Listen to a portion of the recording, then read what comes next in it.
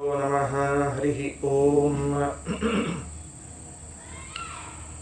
ಜಯತಿ ಹರಿರಚಿಂತ್ಯಃ ಸರ್ವದೇವೈಕವಂದ್ಯಃ ಪರಮಗುರುರಭೀಷ್ಟ ಭಕ್ತಿದಃ ಸಜ್ಜನಾನಾಂ ನಿಖಿಲ ಗುಣಗಣಾರ್ಣೋ ನಿತ್ಯ ನಿರ್ಮುಕ್ತದೋಷಃ ಸರಸಿಜನಯನೋऽಸೌ ಶ್ರೀಪತಿರ್ಮಾನದೋ ನಃ ಅಶೇಷವಾಗ್ಜಾಡ್ಯಮಲಾಪಹಂತ್ರಿ ನವಂ ನವಂ ಸ್ಪಷ್ಟಸುವಾಕ್ಪ್ರದಾಯಿನಿ ಮಮೇಘ ಜಿಹ್ವಾಗ್ರ ಸುರಂಗನರ್ತಕೀ ಭವಪ್ರಸನ್ನ ವದನೆ ಚ ಮೇ ಶ್ರೀಃ ವ್ಯಾಪ್ತಿರ್ಯಸ್ಯ ನಿಜೇ ನಿಜೇನ ಮನಸಾ ಪಕ್ಷೇ ಸಪಕ್ಷೇ ಸ್ಥಿತಿಃ ವ್ಯಾವೃತ್ತಿಶ್ಚ ವಿಪಕ್ಷತೋಥ ವಿಷಯೇ ಸಕ್ತಿರ್ನ ವೈ ಬಾಧಿತೆ ನೈವಾಸ್ತಿ ಪ್ರತಿಪಕ್ಷಯುಕ್ತಿರತುಲಂ ಶುದ್ಧಂ ಪ್ರಮಾಣಂ ಸಮೇ ಭೂಯಃ ತತ್ವವಿನಿರ್ಣಯಾಯ ಭಗವಾನ್ ಆನಂದತೀರ್ಥೋ ಮುನಿಃ ವಾಣಿತೆ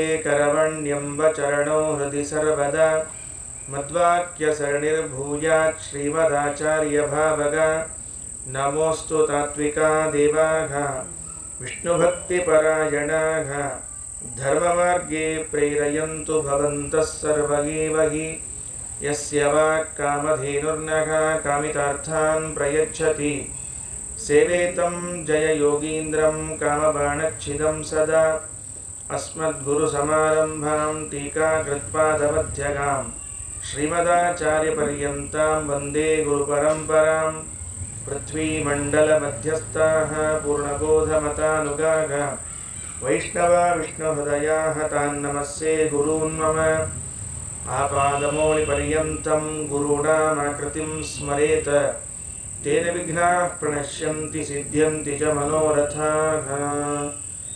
ವೈಕುಂಠರಾಮೋ ಯಂವವ್ರೇ ಸ್ವಯಮೇವ ಸ್ವಪೂಜಕಂ ರಘುಪ್ರಿಯಾರ್ಯ ಯೋಗೀಂದ್ರಂ ನಮಿ ಸಜ್ಞಾನಸಿದ್ಧಯೇ. ಶ್ರೀ ಗುರುಭ್ಯೋ ನಮಃ. ನಿನ್ನೆ ದಿವಸ ಮಹಾಭಾರತ ತಾತ್ಪರ್ಯ ನಿರ್ಣಯದ 9ನೇ ಅಧ್ಯಾಯದಲ್ಲಿ 39 ಶ್ಲೋಕಗಳವರೆಗಿನ ವಿಷಯವನ್ನು ತಿಳಿದುಕೊಂಡಾಯಿತು. ಇನ್ನು 40ನೇ ಶ್ಲೋಕದಿಂದ ಮತ್ತೆ ಸೀತಾರಾಮರ ಚರಿತ್ರೆಯನ್ನು ಮುಂದುವರಿಸ್ತಾ ಇದ್ದಾರೆ. ನಿನ್ನೆ ಭಗವಂತನ ವಾಣಿ, ಬ್ರಹ್ಮದೇವರ ವರ, ರುದ್ರಾದಿ ದೇವತೆಗಳ ಮಾತು, ಇವುಗಳಲ್ಲಿ ಯಾರ ವಿಷಯದಲ್ಲಿ ಸತ್ಯವೆನಿಸುತ್ತವೆ, ಯಾರ ವಿಷಯದಲ್ಲಿ ಅಸತ್ಯವೆನಿಸುತ್ತವೆ, ಐಹಿಕವೋ ಪಾರತ್ರಿಕವೋ, ಇದೆಲ್ಲ ಚರ್ಚೆಯನ್ನು ಬಹಳ ದೀರ್ಘವಾಗಿ ಮಾಡಿ ಶ್ರೀಮದಾಚಾರ್ಯರು ಒಂದು ಪ್ರಮೇಯವನ್ನು ನಿರ್ಧಾರ ಮಾಡಿ ಕೊಟ್ಟಿದ್ದಾರೆ. ಅದಾದ ಮೇಲೆ ಈ 40ನೇ ಶ್ಲೋಕದಲ್ಲಿ ಪ್ರವಿಶ್ಯ ಭೂಮೋ ಸಾದೇವಿ ಲೋಕದೃಷ್ಟ್ಯನುಸಾರತಃ ರೇಮೇ ರಾಮೇಣ ಅವಿಯುಕ್ತ ಭಾಸ್ಕರೇಣ ಪ್ರಭಾ ಯಥಾ.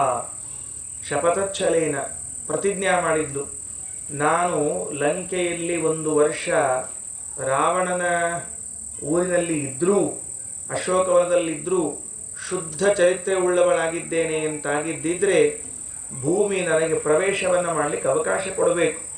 ನಾನು ಭೂಮಿಯಲ್ಲಿ ಸೇರಿ ಹೋಗ್ಬಿಡ್ತೇನೆ ಅಂತ ಹೇಳಿದಾಗ ಭೂಮಿ ಬಾಯಿ ತೆರೆದುಕೊಳ್ತದೆ. ಸೀತಾದೇವಿ ಭೂಮಿಯಲ್ಲಿ ಪ್ರವೇಶ ಮಾಡಿಬಿಡ್ತಾಳೆ.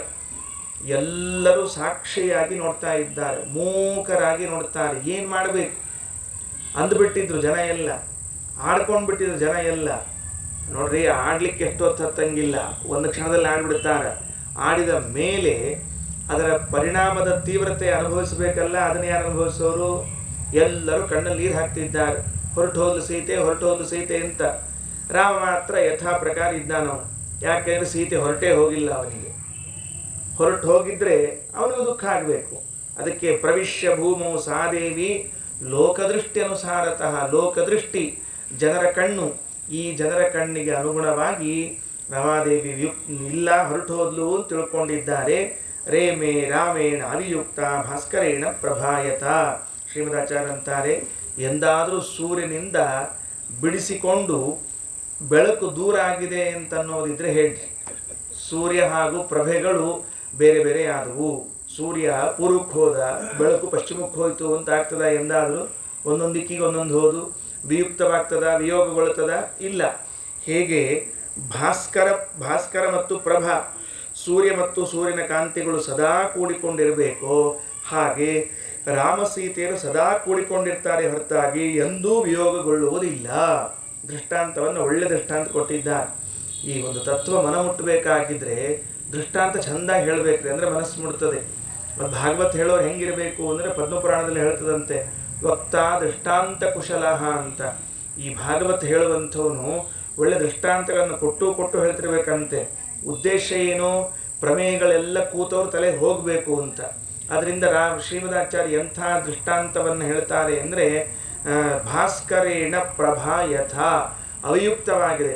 ಹೇಗೆ ಸೂರ್ಯನ ಕಾಂತಿ ಸೂರ್ಯನಿಂದ ಎಂದೆಂದೂ ಬಿಟ್ಟು ಹೋಗುವುದಿಲ್ಲವೋ ಹಾಗೆ ರಾಮನಿಂದ ಸೀತೆ ಎಂದೂ ಬಿಟ್ಟು ಹೋಗುವುದಿಲ್ಲ. ಜನರ ಕಣ್ಣಿಗೆ ಮಾತ್ರ ಸೀತಾದೇವಿ ಕಾಣಿಸ್ತಿಲ್ಲ, ಹಾಗಾಗ್ತದೆ. ಯಾಕೆಂದರೆ ನಮ್ಮ ಕಣ್ಣು ಅದನ್ನು ಗ್ರಹಿಸುವಷ್ಟು ಸಮರ್ಥವಾಗಿಲ್ಲ, ಆದ್ದರಿಂದ ಹಾಗಾಗ್ತದೆ ಅಂತ ತಿಳಿಬೇಕು. ಏವಂ ರಮಾಲಾಲಿತ ಪಾದ ಪಲ್ಲವ. ಮುಂದೆ 41ನೇ ಶ್ಲೋಕದಲ್ಲಿ ಪುನಸ್ಸ ಯಜ್ಞೈಶ್ಚ ಯಜನ್ ಸ್ವಮೇವ ವರಾಶ್ವಮೇಧಾದಿವಿರಾಪ್ತ ಕಾಮೋ ರೇವೇಭಿರಾಮೋ ನೃಪತೀನ್ ವಿಶಿಕ್ಷಯನ್. ಆ ಯಜ್ಞ ಮಂಟಪದಲ್ಲಿ ರಮಾದೇವಿ ಹೊರಟು ಹೋದರೆ, ಸೀತಾದೇವಿ ಹೊರಟು ಹೋದರೆ ಭಗವಂತನಿಗೆ ಮಾತ್ರ ಕಾಣಿಸ್ತಾ ಇದ್ದಾಳಲ್ಲ. ಮುಂದೆ ಅಶ್ವಮೇಧ ಯಾಗಗಳನ್ನು ಮತ್ತೆ ಮಾಡ್ತಾನೆ ರಾಮಚಂದ್ರ. ಒಂದು ಬಾರಿ ಅಲ್ಲ, ಅನೇಕ ಬಾರಿ ಅಂತಹ ಅಶ್ವಮೇಧ ಯಾಗಗಳನ್ನು ಮಾಡ್ತಾನೆ. ಯಾಕೆ ಮಾಡಿದ ಅಂತಂದರೆ ಆಚಾರ್ಯರಂತಾರೆ, ಪುನಶ್ಚ ಪುನಃ ಸಹ ಯಜ್ಞೈ ಯಜನ್. ಯಜ್ಞಗಳಿಂದ, ಅಶ್ವಮೇಧ ಯಾಗವೋ ಬೇರೆ ಬೇರೆ ಯಜ್ಞಗಳಿಂದ ಯಜ್ಞ ಮಾಡ್ತಾ ಇದ್ದಾನೆ. ವರ ಅಶ್ವಮೇಧಾದಿಭಿ ಆಪ್ತಕಾಮಃ ಸ್ವಮೇವ ಯಜನ್. ಎಷ್ಟು ಅಂಶಗಳನ್ನು ಒಂದು ಶ್ಲೋಕದಲ್ಲಿ ತಿಳಿಸ್ತಾರೆ ಶ್ರೀಮದಾಚಾರ್ಯ. ಸರಿ, ಈಗ ನಾನು ಒಂದು ಯಜ್ಞವನ್ನು ಮಾಡ್ತಾ ಇದ್ದೇನೆ ಅಂತ ಇಟ್ಕೊಳ್ಳೋಣ. ಇದರಿಂದ ಏನಾದರೂ ಒಂದು ಪ್ರಯೋಜನವನ್ನು ಅಪೇಕ್ಷಿಸಿರ್ತೇನೆ ನಾನು. ಇದರಿಂದ ಏನೋ ಒಂದು ಫಲ ಬರಬೇಕು, ಪುಣ್ಯ ಬರಬೇಕು. ಏನೂ ಇಲ್ಲ ಅಂದರೆ ಕೊನೆಗೆ ಭಗವಂತ ಪ್ರೀತನಾಗಲಿ ಅಂತ. ಹಾಗೆ ಇರಂಗಿಲ್ಲ ನಮಗೆ. ಮಂದಿ ಮುಂದಷ್ಟೇ ಹಂಗೆ ಹೇಳ್ತಿರ್ತೀವಿ, ಇಷ್ಟು ಪ್ರೇರಣೆಯ ಇಷ್ಟು ಪ್ರೀತ್ಯರ್ಥ ಮಂದಿ ಮುಂದೆ ಹೇಳ್ತಿರ್ತೀವಿ. ನಮ್ಮ ಒಳಗೆಲ್ಲ ಇದ್ದೇ ಇರ್ತಾವೆ ಬೇಕಾದಷ್ಟು. ಆ ಪುರೋಹಿತರು ಹಂಗೆ ರೀ, ಅವರು ಜಾಣರಿದ್ದಾರೆ. ಸಂಕಲ್ಪ ಮಾಡಿಸೋ ಕಾಲಕ್ಕೆ ಹಂಗೆ ಮಾಡಿರ್ತಾರೆ. ಏನು ಅಂತ ತಿಳ್ಕೊಂಡು ಹೇಳಿದ್ರೆ ಆಯುಹು ಆರೋಗ್ಯಂ ವೀರ್ಯಂ ಯಶಃ ಎಲ್ಲ ಹೇಳಿ ಕೊನೆಗೆ ವಿಷ್ಣು ಪ್ರೇರಣೆಯ ವಿಷ್ಣು ಪ್ರೀತ್ಯರ್ಥಂ ಅಂದಿರ್ತಾರೆ. ದೇವರಿಗೆ ಕನ್ಫ್ಯೂಸ್ ಮಾಡಬೇಕು. ನೀವು ಆಯುರಾರೋಗ್ಯ ಕೇಳ್ಕೊಂಡು ಈ ಹೋಮ ಮಾಡ್ಲಿಕ್ಕತ್ತಾನೋ, ಏನು ನನ್ನ ಪ್ರೀತಿ ಉದ್ದೇಶದಿಂದ ಮಾಡ್ಲಿಕ್ಕತ್ತಾನೋ ಅಂತ ದೇವರಿಗೇ ಕನ್ಫ್ಯೂಸ್ ಆಗೋ ಹೋಮ ಮಾಡಿರ್ತಾರೆ ಕೆಲವು ಸಂಕಲ್ಪಗಳನ್ನೆಲ್ಲ. ಹಂಗೆ ಏನೇ ಮಾಡಲಿ ಕೊನೆಗೆ ಕೆಲವರು ವಿಷ್ಣು ಪ್ರೇರಣೆಯ ವಿಷ್ಣು ಪ್ರೀತ್ಯರ್ಥಂ ಅಂತಾದರೂ ಅನ್ನಬೇಕು. ಹಾಗಿದ್ರೆ ನಾವು ಭಗವಂತನ ಪ್ರೀತಿಯನ್ನು ಲೋಕದ ಇಚ್ಛೆಗಳನ್ನು ಬಯಸಿ ಮಾಡುತ್ತೇವೆ. ಸ್ವಾಮಿ ಯಾವ ಅಪೇಕ್ಷೆಯಿಂದ ಯಜ್ಞವನ್ನು ಮಾಡಿದ ರಾಮಚಂದ್ರ? ಒಂದು. ಎರಡನೆಯದ್ದು, ನಾವು ಹೋಮಿಸಿದರೆ ಒಳಗಡೆಗೆ ಇದ್ದ ಪರಮಾತ್ಮನಿಗೆ ಆಹುತಿ ಮುಟ್ತದೆ. ಈ ಸ್ವತಃ ಭಗವಂತನೇ ಆದ ರಾಮಚಂದ್ರ ಯಾಗ ಮಾಡಿದರೆ ಯಾರಿಗೆ ಮುಟ್ಟಬೇಕು? ಪ್ರಶ್ನೆ ಇದೆಯಲ್ಲ. ಅದಕ್ಕೆ ಅವೆಲ್ಲದಕ್ಕೂ ಉತ್ತರವನ್ನು ಕೊಡ್ತಾ ಇದ್ದಾರೆ. ಏವಂ ರಮಾಲಾಲಿತ ಪಾದಪಲ್ಲವ. ಈ ರೀತಿಯಾಗಿ ಅಂದರೆ ಜನರ ಕಣ್ಣಿನಿಂದ ಅದೃಶ್ಯರಾಗಿ ಸೀತಾದೇವಿಯಿಂದ ಸೇವೆ ಮಾಡಲ್ಪಟ್ಟ ಪಾದವುಳ್ಳ ರಾಮಚಂದ್ರನೂ, ಅಲ್ಲಿ ಒಂದು ವಿಷಯ ಮುಗಿತು. ಪುನಃ ಸಹ ವರ ಅಶ್ವಮೇಧಾದಿಭಿ ಯಜ್ಞೈ ಸ್ವಮೇವ ಯಜನ್. ಶ್ರೇಷ್ಠವಾದ ಅಶ್ವಮೇಧವೇ ಮೊದಲಾದ ಯಾಗಗಳಿಂದ ತನ್ನನ್ನೇ ತಾನು ಯಾಗ ಮಾಡಿಕೊಂಡ. ಏನದು? ಇನ್ಯಾರನ್ನೂ ಯಾಗ ಮಾಡ್ತಿಲ್ಲ ಪರಮಾತ್ಮ. ಈಗ ನಾವು ಒಳಗಡೆಗೆ ಅಗ್ನಿಕುಂಡದಲ್ಲಿ ಹರಣಿಪತಿ ಪರಶುರಾಮನಿದ್ದಾನೆ, ವೇದವ್ಯಾಸರಿದ್ದಾರೆ, ನರಸಿಂಹನಿದ್ದಾನೆ ಅಂತ ಹೇಳಿ ಆಹುತಿಯನ್ನು ಹಾಕ್ತೇವೆ. ರಾಮ ಒಳಗಡೆಗೆ ನಾನೇ ಇದ್ದೇನೆ, ನನಗೇ ಮುಟ್ಲಿ, ಇಲ್ಲಿ ಹೊರಗಡೆಯಿಂದ ಆಹುತಿ ಹಾಕುವಂಥವನು ನಾನೇ, ಒಳಗಡೆಯಿಂದ ಆಹುತಿಯನ್ನು ಸ್ವೀಕಾರ ಮಾಡುವನು ತಾನೇ. ಅಲ್ರಿ, ಇದೇನೋ ಸ್ವಲ್ಪ ಅತಿಶಯೋಕ್ತಿ, ಅತಿ ಅಂತ ಅನ್ಸಂಗಿಲ್ಲ, ತನಗೆ ತಾನೇ ಮಾಡಿಕೊಳ್ಳೋದು ಅಂತಂದರೆ ಅದನ್ನು ಒಂದು ಮಂತ್ರ ಹೇಳ್ತದೆ. ಏನು ಹೇಳ್ತದೆ? ಈಗ ದೇವರ ಪೂಜೆಯನ್ನು ಮಾಡುವಷ್ಟು ಸಮರ್ಥನು ನೀನು ಹೌದೋ? ಅಲ್ಲ. ಯಾಕೆ ಅಂದರೆ ನೀನು ದುರ್ಬಲ, ನೀನು ನಿರ್ಬಲ, ಅತಿ ಪರಮಾಣು ಜೀವ. ಇಂಥ ಜೀವ ಭಗವಂತನ ಪೂಜೆಯನ್ನು ಮಾಡಿಸ್ಲಿಕ್ಕೆ ಹೇಗೆ ಸಾಧ್ಯ ಇದೆ?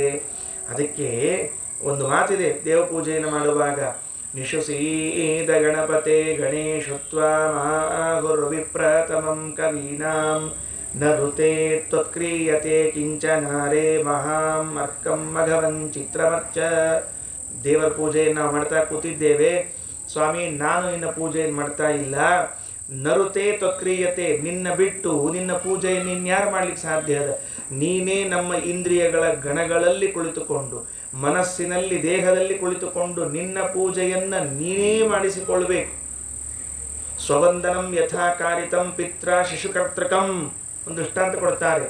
ಜನಕ ತನ್ನಾತ್ಮಜಗೆ ವಸನ ದುಕೂಲಗಳ ಭೂಷಣಗಳ ಕೊಡಿಸಿ, ಹರಿಕಥಾಂಸಾರದಲ್ಲಿ ಜಗನ್ನಾಥದಾಸರ ಒಂದು ಮಾತಂತಾರೆ, ವಂದನೆಯ ಕೈಕೊಳುತ್ತ ಹರ್ಷ ಪಡುವಂದದಲ್ಲಿ ತಂದೆ ಮಗನಿಗೆ ತಾನೇ ಆಭರಣ ಕೊಡಿಸ್ತಾನೆ, ವಸ್ತ್ರ ಕೊಡಿಸ್ತಾನೆ. ಹಾಕ್ಕೊಂಡ, ಮಾಡು ನಮಸ್ಕಾರ ಮಾಡು ಕೋಡಿ ಅಂತ ಹೇಳಿ ಅದರ ಕಡೆ ನಮಸ್ಕಾರ ಮಾಡಿಸ್ಕೊತಾನೆ. ಎದಕ್ಕೆ ಹೊಸ ಬಟ್ಟೆ ಉಟ್ಕೊಂಡಿಯಲ್ಲ ಅದಕ್ಕೆ ಮಾಡು ಅಂತ. ಹೊಸ ಬಟ್ಟೆ ಕೊಟ್ಟವ ತಾನೆ, ಉಡಿಸಿದವ ತಾನೆ, ನಮಸ್ಕಾರ ಮಾಡಿಸ್ಕೊಂಡವ ತಾನೆ. ಹಂಗೆ ಪರಮಾತ್ಮ ಏನು ಮಾಡ್ತಾನಂದ್ರೆ ತನ್ನ ಪೂಜೆಯನ್ನು ತಾನೇ ಮಾಡ್ಕೊಳ್ತಾನೆ ಹೊರತಾಗಿ ನಾವು ಯಾರೂ ಅವನ ಪೂಜೆಯನ್ನು ಮಾಡ್ಲಿಕ್ಕೆ ಸಮರ್ಥರಲ್ಲ. ಆದರೆ ಪೂಜಾ ಮಾಡಲಿಕ್ಕೆ ನಾವು ಮಾಧ್ಯಮರಾಗಿದ್ದೇವೆ ಅನ್ನೋದಕ್ಕೆ ಪೂಜಾ ಫಲವನ್ನು ನಮಗೆ ಕೊಡ್ತಾನೆ. ಇದು ನಿತ್ಯದಲ್ಲಿ ಮಾಡುವ ಕೆಲಸ.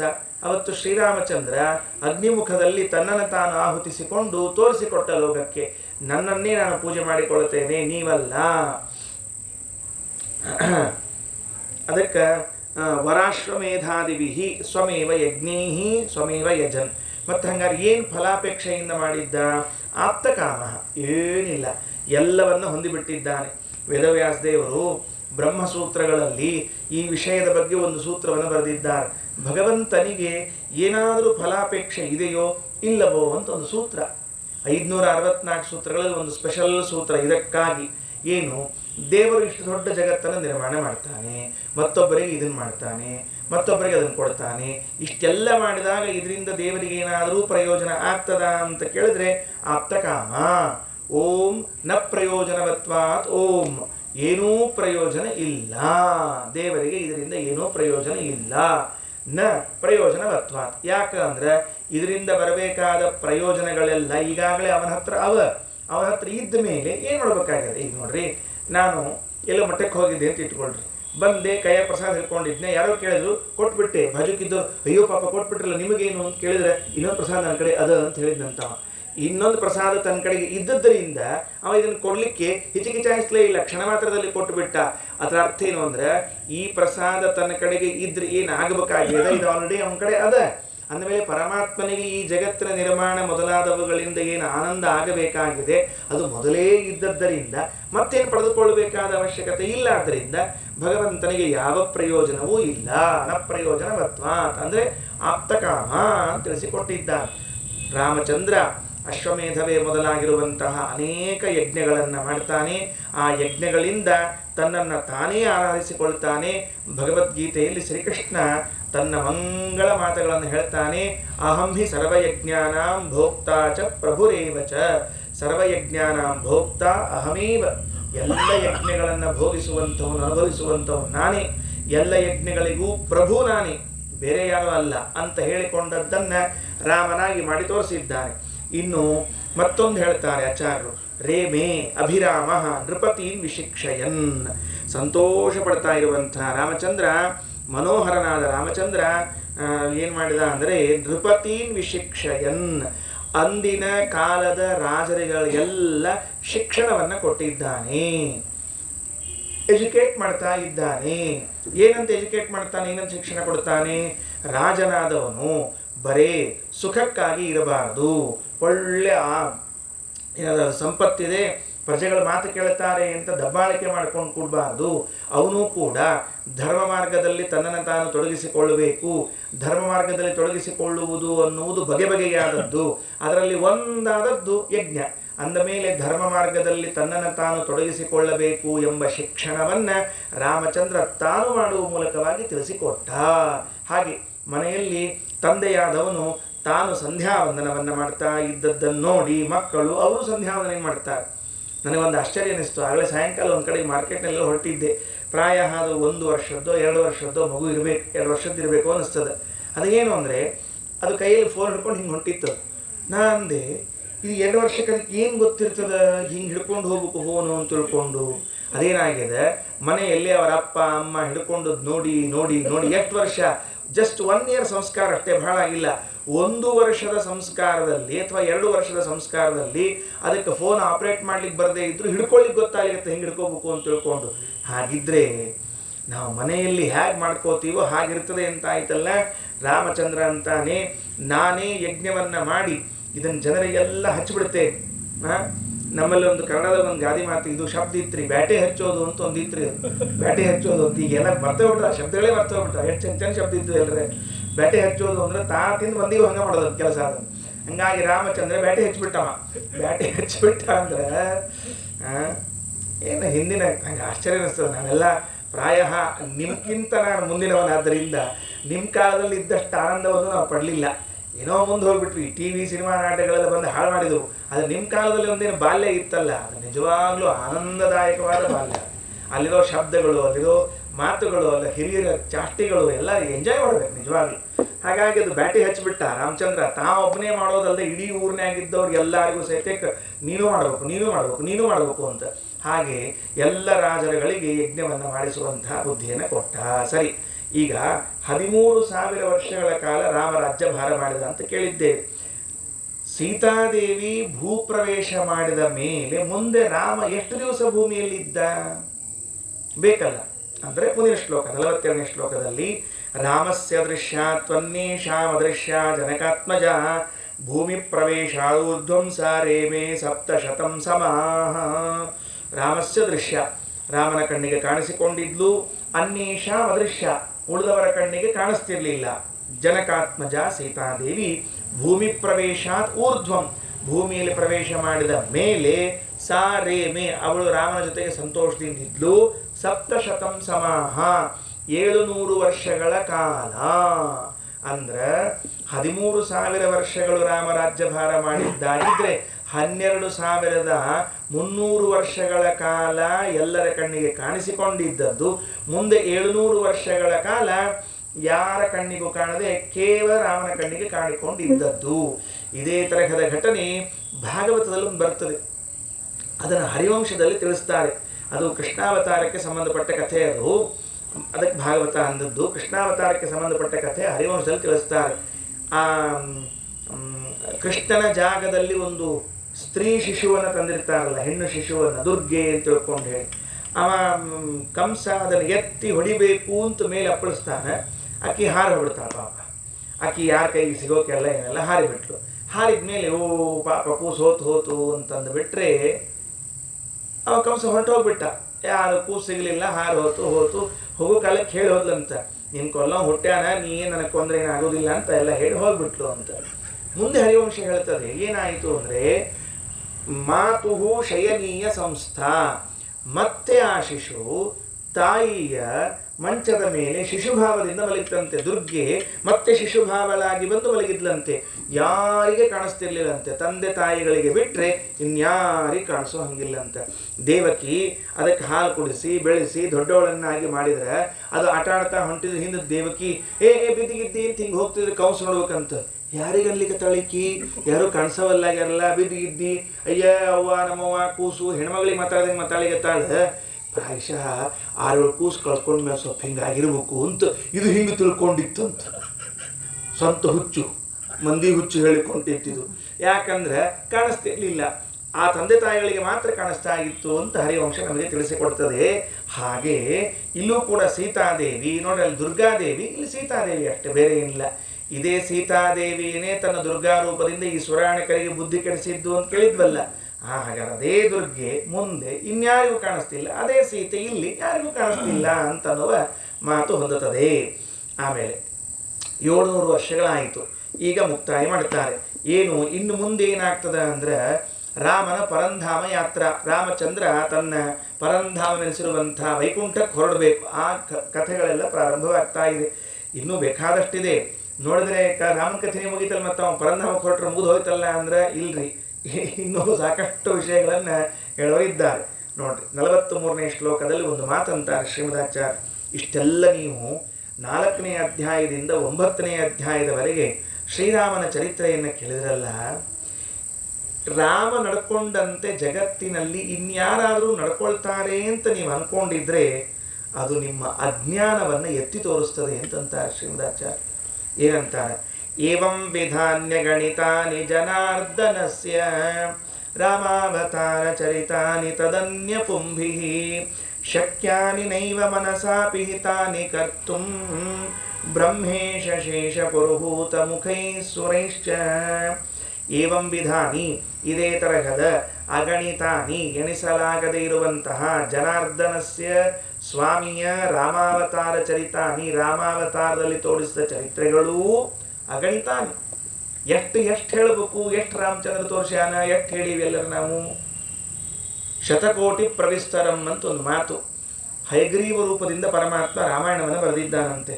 ಹೆಂಗೆ ವ್ಯಾಸರೂಪದಿಂದ ಮಹಾಭಾರತವನ್ನು ಬರೆದಿದ್ದಾನೋ ಹಂಗೆ ಹಯಗ್ರೀವ ರೂಪದಿಂದ ಮೂಲ ರಾಮಾಯಣ ಅಂತದ್ದು ಕರಿತೇವೆ. ಎಷ್ಟು ಶ್ಲೋಕಗಳಿವೆ ಅಂತ ಕೇಳಿದರೆ 100 ಕೋಟಿ ಶ್ಲೋಕಗಳಿವೆ ಅಂತ ಹೇಳ್ತಾರೆ.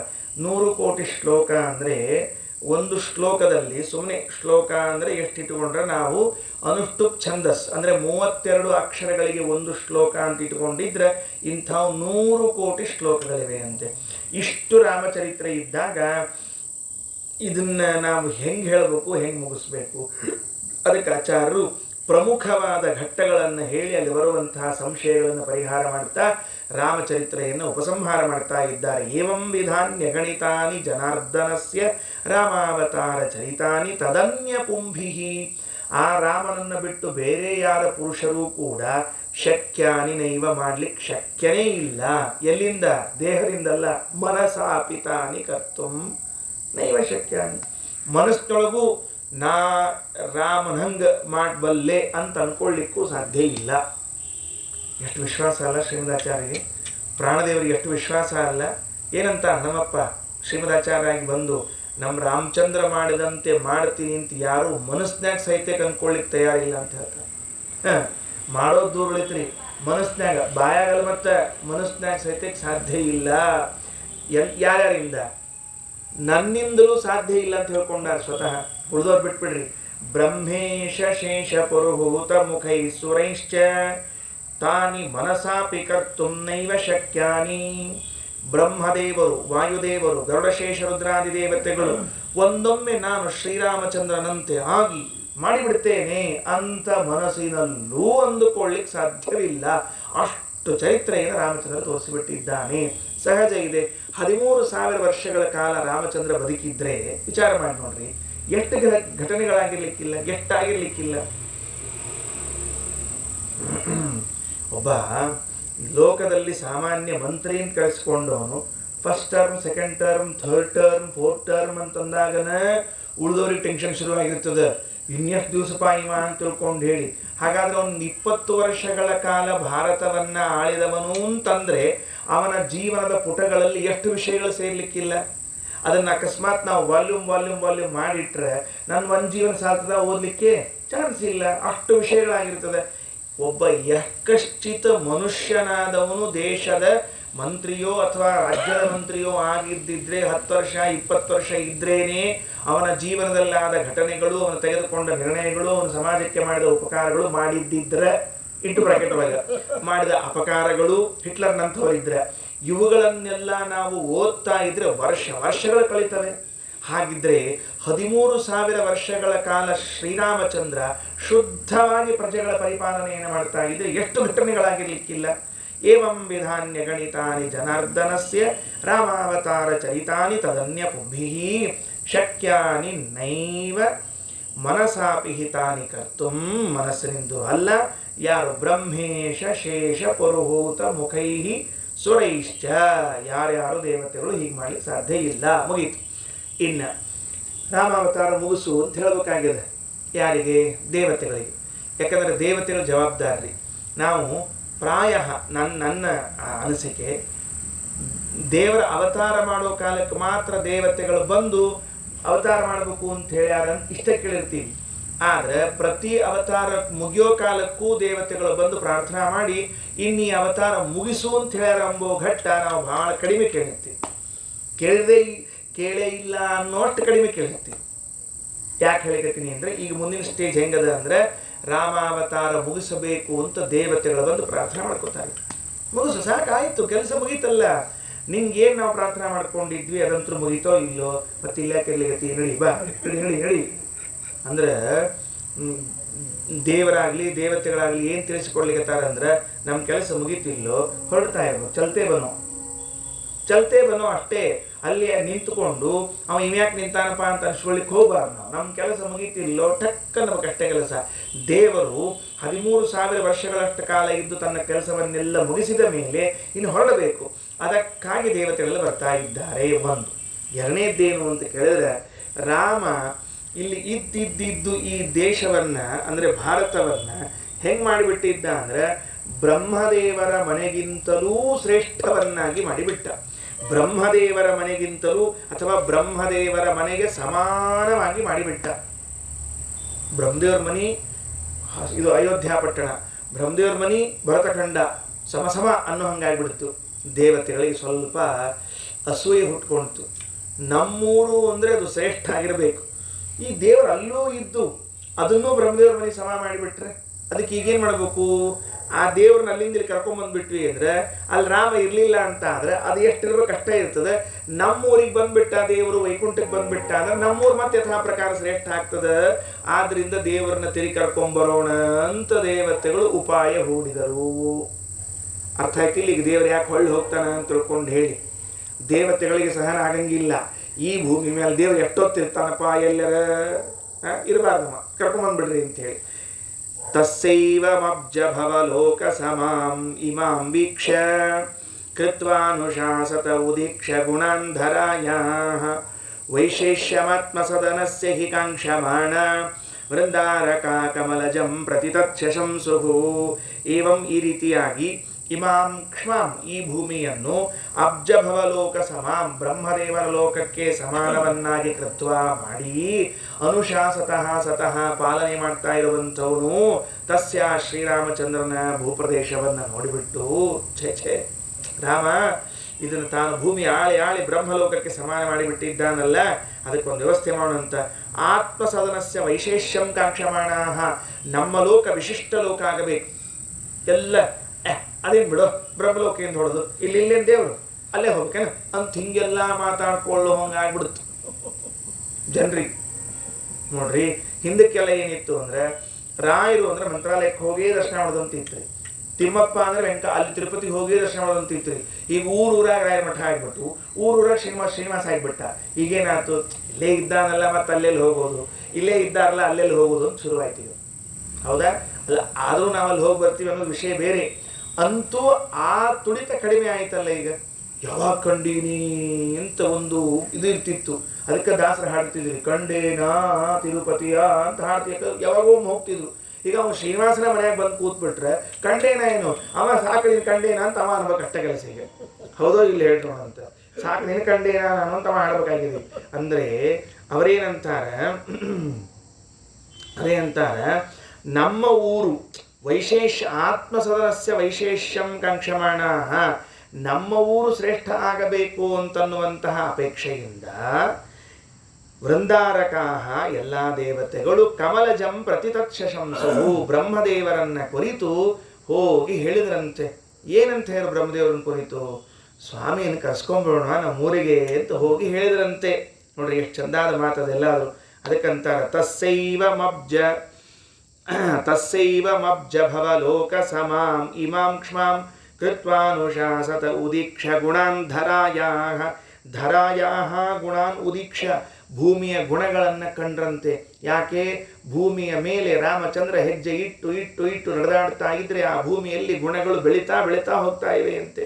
ನೋಡಿ, ವೈಶೇಷ್ಯ ಆತ್ಮಸದನಸ್ಯ ಹಿ ಕಾಂಕ್ಷಮಾಣಾಃ ನಮ್ಮೂರು ಶ್ರೇಷ್ಠ ಆಗಬೇಕು. ನಾವೀಗ ದೇವ್ರನ್ನ ಮಾತ್ರ ದೇವರೆಲ್ಲಿದ್ದಾನೆ ಅಲ್ಲಿದ್ದಾನಲ್ಲ ಅಂತ ಹಿಂಗೆ ಕೈ ಮಾಡ್ತೀವಿ. ನಮಗೇನವ ಇಲ್ಲಿಲ್ಲ ಅಂತ ಅಲ್ರಿ, ಮತ್ತೆ ಇಲ್ಲೂ ಇದ್ದಾನೆ. ನಮಗೇನಾಗ್ಬಿಟ್ಟದ ಅಂದರೆ ಅಲ್ಲಿದ್ದಾನ ಅಂಬೋದು ತಲೆಯಾಗ ಕೂತು ಎಲ್ಲಿದ್ದಾನ ಅಂದ್ರೆ ಅಲ್ಲಿ ಅಂತ ದೇವತೆಗಳು ಏನು ಮಾಡಿಬಿಟ್ರು? ಈ ವ್ಯವಸ್ಥೆ ಮಾಡಿಬಿಟ್ರು. ನಿಮ್ಮಲ್ಲೇ ಇಟ್ಕೊಂಡಿದ್ರೆ ನೀವು ಇಲ್ಲಿ ಅಂತ ಕೈ ಮಾಡಂಗಿಲ್ಲ. ಅದಕ್ಕೆ ಇಲ್ಲಿ ಚೂರು ನಮ್ಮ ಕಡೆ ಮ್ಯಾಲೆ ಕೈ ಮಾಡಿ ನೋಡ್ಬೇಕಾಗಿದ್ರೆ ನಾ ಇಲ್ಲಿದ್ದವನು ಕರ್ಕೊಂಡೇ ಬರಬೇಕು ಅಂತ ಹೇಳಿ ಎತ್ಕೊಂಡು ಹೋಗ್ಬಿಟ್ರು. ಸ್ವಾಮಿ ಮುಗಿದು ಹೋದ ಕೆಲಸ. ಅದಕ್ಕೆ ವೃಂದಾರಕಾಃ ಕಮಲಜಂ ಪ್ರತಿತತ್ಶಂಸುಃ ಏನಂತ ಹೇಳಿದ್ರು?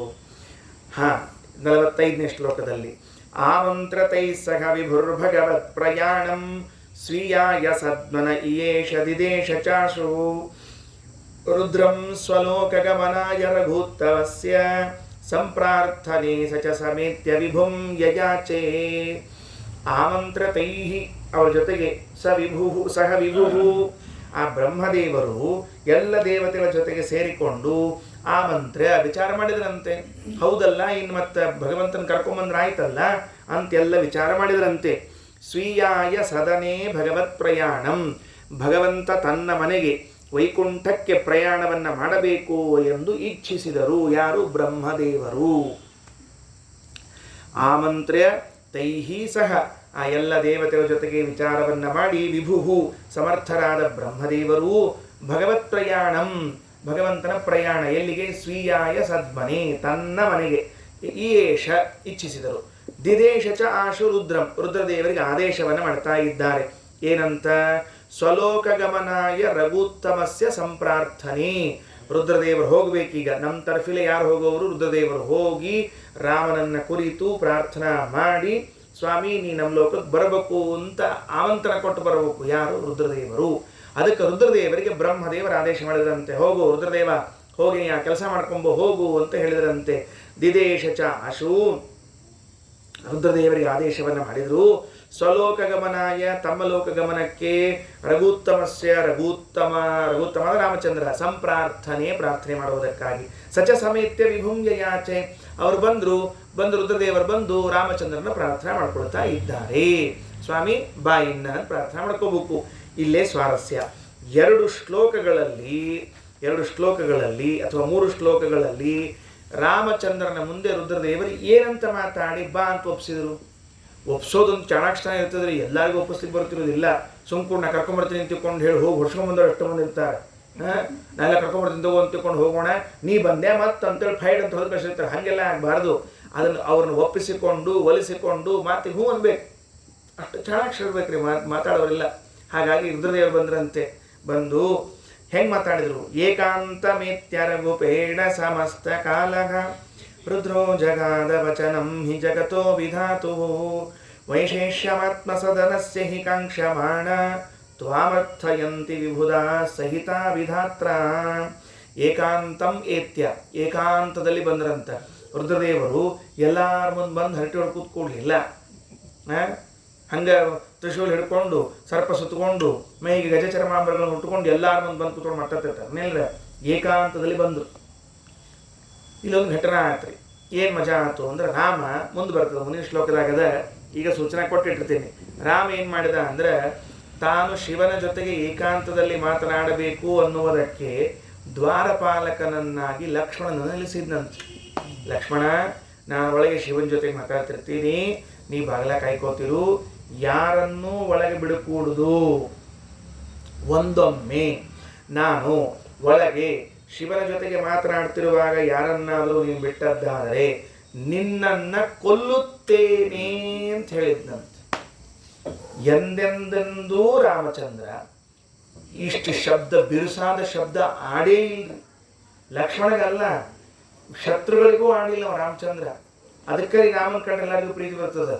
ಕೃಷ್ಣನ ಕಂಡಲ್ಲ ಮತ್ತು ಕೃಷ್ಣ ಹೊಳಿ ಅಂತ ನಾವು ಯಾವ ಮಾತಾಡ್ಲಿಕ್ಕೆ ಹೋಗ ಜಜ್ಲೆ ಜಜ್ಜಿ ನೋಡ್ತೀವಿ, ನಾವೆಲ್ಲ ಮುಂದೆ ನೋಡ್ಕೋತೀವಿ ಅಂತ ನಾವು. ರಾವಣ ಹಿಂದಿನ ಅಧ್ಯಾಯಗಳಲ್ಲಿ ಕೇಳಿದ್ದೇವೆ, ರಾವಣ ಸೀತೆಯನ್ನು ಹೊತ್ತುಕೊಂಡು ಹೋದವನು. ಯುದ್ಧಕ್ಕೆ ಬಂದಾಗ ಬಾಣ ಹೊಡೆದ್ರೆ ರಾವಣ ವಿಚಲಿತನಾಗಿ ಮೂರ್ಛೆ ಹೋದರೆ ಅವ್ನು ಕರ್ಕೊಂಡು ಹೋಗಿ ಒಂಚೂರು ಟ್ರೀಟ್ಮೆಂಟ್ ಕೊಡ್ಸ್ಕೊಂಬರ್ರಪ್ಪ ಅಂತ ಹೇಳಿದವ ರಾಮಚಂದ್ರನೇ. ಹೋಗು ಮತ್ತೆ ನೀನು ಕೊನೆ ಸರ್ತಿ ನಿಮ್ಮ ಮನೆ ಎಲ್ಲರೂ ಭೇಟಿಯಾಗಿ ಹೋಗು ಅಂತ ಹೇಳಿ ಕಳ್ಸ್ಯಾನ್ರಿ. ಪಾಪ ಎಲ್ಲ ಉಂಡು ತಿಂದು ಹೊರತುಂಬ ತಿಂದು ಎಲ್ಲ ಮಾಡಿ ನಿಮ್ಮ ಮನೆ ಎಲ್ಲರೂ ಭೇಟಿಯಾಗಿ ಹಾಯ್ ಬಾಯ್ ಮಾಡಿ ಅಲ್ಲ ಬೆಲ್ಲ ಮಾಡ್ಕೊಂಡು ಹೋಗು ಅಂತ ಹೇಳಿ ಕಳ್ಸ್ಯಾನ್ರಿ ಅವ. ಇಂಥ ರಾಮಚಂದ್ರ ಅಂಥವ ಲಕ್ಷ್ಮಣಗಂತಾನ, ನೀ ಯಾರನ್ನ ಒಳಗೆ ಕಳಿಸಿದ್ರೆ ನೀನು ಕೊಂದ ಬಿಡ್ತೀನಿ ಅಂದ್ಬಿಟ್ಟ. ಲಕ್ಷ್ಮಣ ಅಂದ, ನಮ್ಮಣ್ಣ ಇಟ್ಟು ಪರಿಯಿಂದ ಎಂದು ಮಾತಾಡೋ ಅಲ್ಲೇನಲ್ಲ, ಈ ಸರ್ತಿ ಯಾಕೆ ಮಾತಾಡ್ಯಾನೋ ಏನೋ, ಇರಲಿ ಅಂತ ಹೇಳಿ ಬಾಗ್ಲ ಕಾಯ್ಕೋದು ನಿಂತಿದ್ದ. ರುದ್ರದೇವರು ಒಳಗೆ ಬಂದು ನಿಂತಿದ್ರು. ಸೀನ್ ಹೆಂಗದ ನೋಡ್ಕೊಳ್ರಿ. ಒಳಗಡೆಗೆ ರುದ್ರದೇವರು ರಾಮದೇವ್ರ ಜೊತೆ ಏಕಾಂತದಲ್ಲಿ ಮಾತಾಡ್ಲಿಕ್ಕತ್ತಾರೆ. ಹೊರಗಡೆಗೆ ಇನ್ನೊಂದು ರುದ್ರದೇವರು ಬರ್ತಾ ಇದ್ದಾರೆ, ದೂರ್ವಾಸರು ಇನ್ನೊಂದು ರೂಪದಲ್ಲಿ ಧಪ ಧಪ ಧಪ ಹೆಜ್ಜಿಡ್ಕೊಂಡು ಬರ್ಲಿಕ್ಕತ್ತಾರೆ. ಕೆಲವರಿಗೆ ಮೆಲ್ಲು ನಡೆಯೋದು ಅಂತ ಬರಂಗಿಲ್ಲ, ನಡೆದ್ರು ಅಂದ್ರೆ ಡೈನೋಸರ್ ನಡೆದಂಗೆ ನಡೀತಿರ್ತಾರೆ. ಆನೆ ಸಹಿತ ಕಲ್ಲ, ಆನೆ ನಡೆದ್ರೆ ಮೆಲ್ಲಕ್ರಿ, ಡೈನೋಸರ್ ನಡೆದ್ರೆ ಭೂಕಂಪ. ಟ್ರೈನ್ ಹೋಗ್ತಿರ್ತದೆ ನೋಡ್ರಿ, ಬಾಜುಕ್ ಭೂಮಿ ಮೇಲೆ ನಿಂತವ್ರಿಗೆ ಏನೋ ಆಗ್ತಿರಂಗಿಲ್ಲ, ಗಡಗಡ ಗಡಗಡ ಅಂತ ತಿಳ್ಕೊಂಡು ಹಂಗೆ ನಡೀತಿರ್ತಾರೆ. ದೂರ್ವಾಸರು ಭಾರಿ ರಪ್ರಪ್ರಪ್ರಪ್ರಗಿತಿರಂತ. ಆ ಕಡೆಯಿಂದ ದೂರ್ವಾಸರು ಬರ್ತಾ ಇದ್ದಾರೆ. ಈ ಕಡೆಯಲ್ಲಿ ಒಂದು ರುದ್ರದೇವರು ಕೂತ್ಕೊಂಡಿದ್ದಾರೆ, ಮಧ್ಯದಲ್ಲಿ ಶೇಷದೇವರು ಕೂತ್ಕೊಂಡಿದ್ದಾರೆ. ಏನು ಪರಿಸ್ಥಿತಿ! ಇದೇ ರುದ್ರದೇವರೇ ಮುಂದೆ ಶೇಷದೇವರಾಗವರು. ಈಗೇನು ಶೇಷದೇವರು ಇದ್ದಾರೆ, ಅವರ ಹಿಂದೆ ರುದ್ರ ದೂರ್ವಾಸ ಆದವರು ಅವರೇ ಈಗ ನಿಂತ್ಕೊಂಡ್ಬಿಟ್ರೆ ಸೇಕಾಕೊಂಡ್ಬಿಟ್ರೆ ಈಗ ಮಜಾ ಅದ ನೋಡ್ರಿ.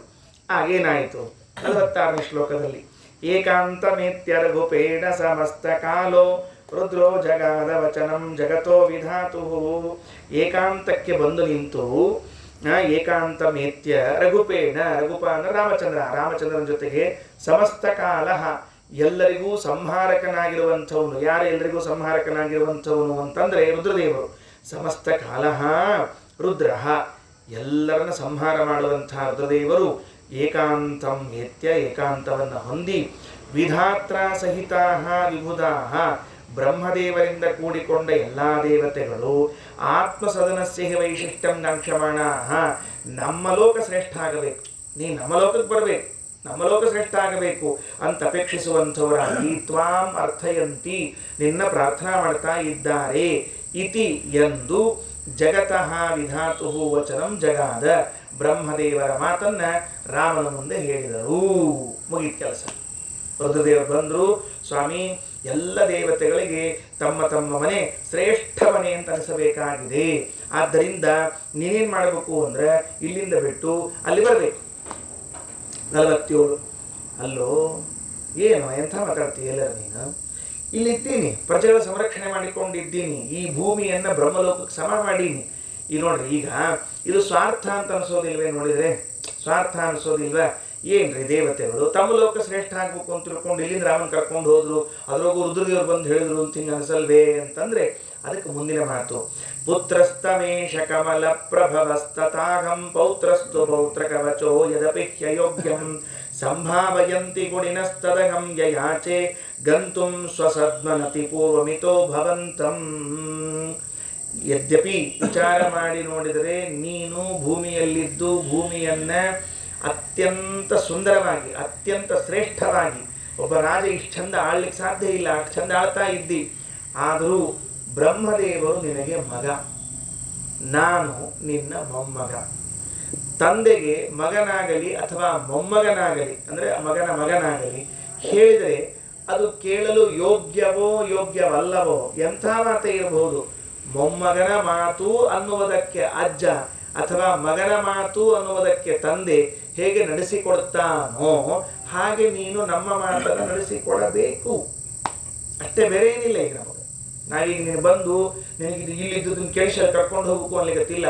ನಿನ್ನ ಮಕ್ಕಳು ಮೊಮ್ಮಕ್ಕಳಾಗಿ ಬಂದು ನಮ್ಮಪ್ಪ ನಮ್ಮ ಮನೆಗೆ ಬರಲಿ, ನಮ್ಮಜ್ಜ ನಮ್ಮ ಮನೆಗೆ ಬರಲಿ ಅಂತ ಹೇಳಿಕತ್ತೀವಿ. ಅದು ತಪ್ಪ ಇಲ್ರ? ಇನ್ನು ಮತ್ತೆ ದೇವತೆಗಳು ಹಿಂಗೆ ಹೂಡಿದ್ರು ನಾಟಕವನ್ನ.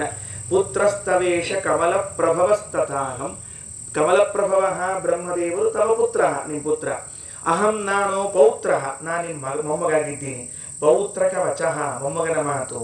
ಯದಪಿ ಅಯೋಗ್ಯಂ, ವಾಸ್ತವದಲ್ಲಿ ಅದು ಅಯೋಗ್ಯ ಆಗಿರಬಹುದು, ಕೇಳಲಿಕ್ಕಷ್ಟೇ ಯೋಗ್ಯ ಇರ್ಲಿಕ್ಕಿಲ್ಲ, ಗ್ರಾಹ್ಯವಲ್ಲ.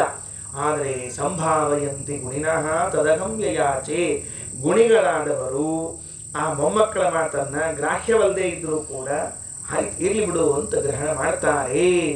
ಯಾಕೆ? ಅಜ್ಜ ಮೊಮ್ಮಗ ಅಂತ ಪ್ರೀತಿ ಇರ್ತದೆ ಒಂದು, ಆಯ್ತಾ? ಅದಕ್ಕೆ ಗಂತುಂ ಸ್ವಸದ್ಮನತಿ ಪೂರ್ವಮಿತೋ ಭವಂತಂ, ಇಲ್ಲಿಂದ ನಿನ್ನ ಮನೆಗೆ ಹೋಗಬೇಕು ಅಂತ ನಮ್ಮ ಪ್ರಾರ್ಥನಾ ಅದ ಅಂತ ಹೇಳಿಕೊಂಡ್ರು. ಸರಿ, ಮುಂದೆ 48.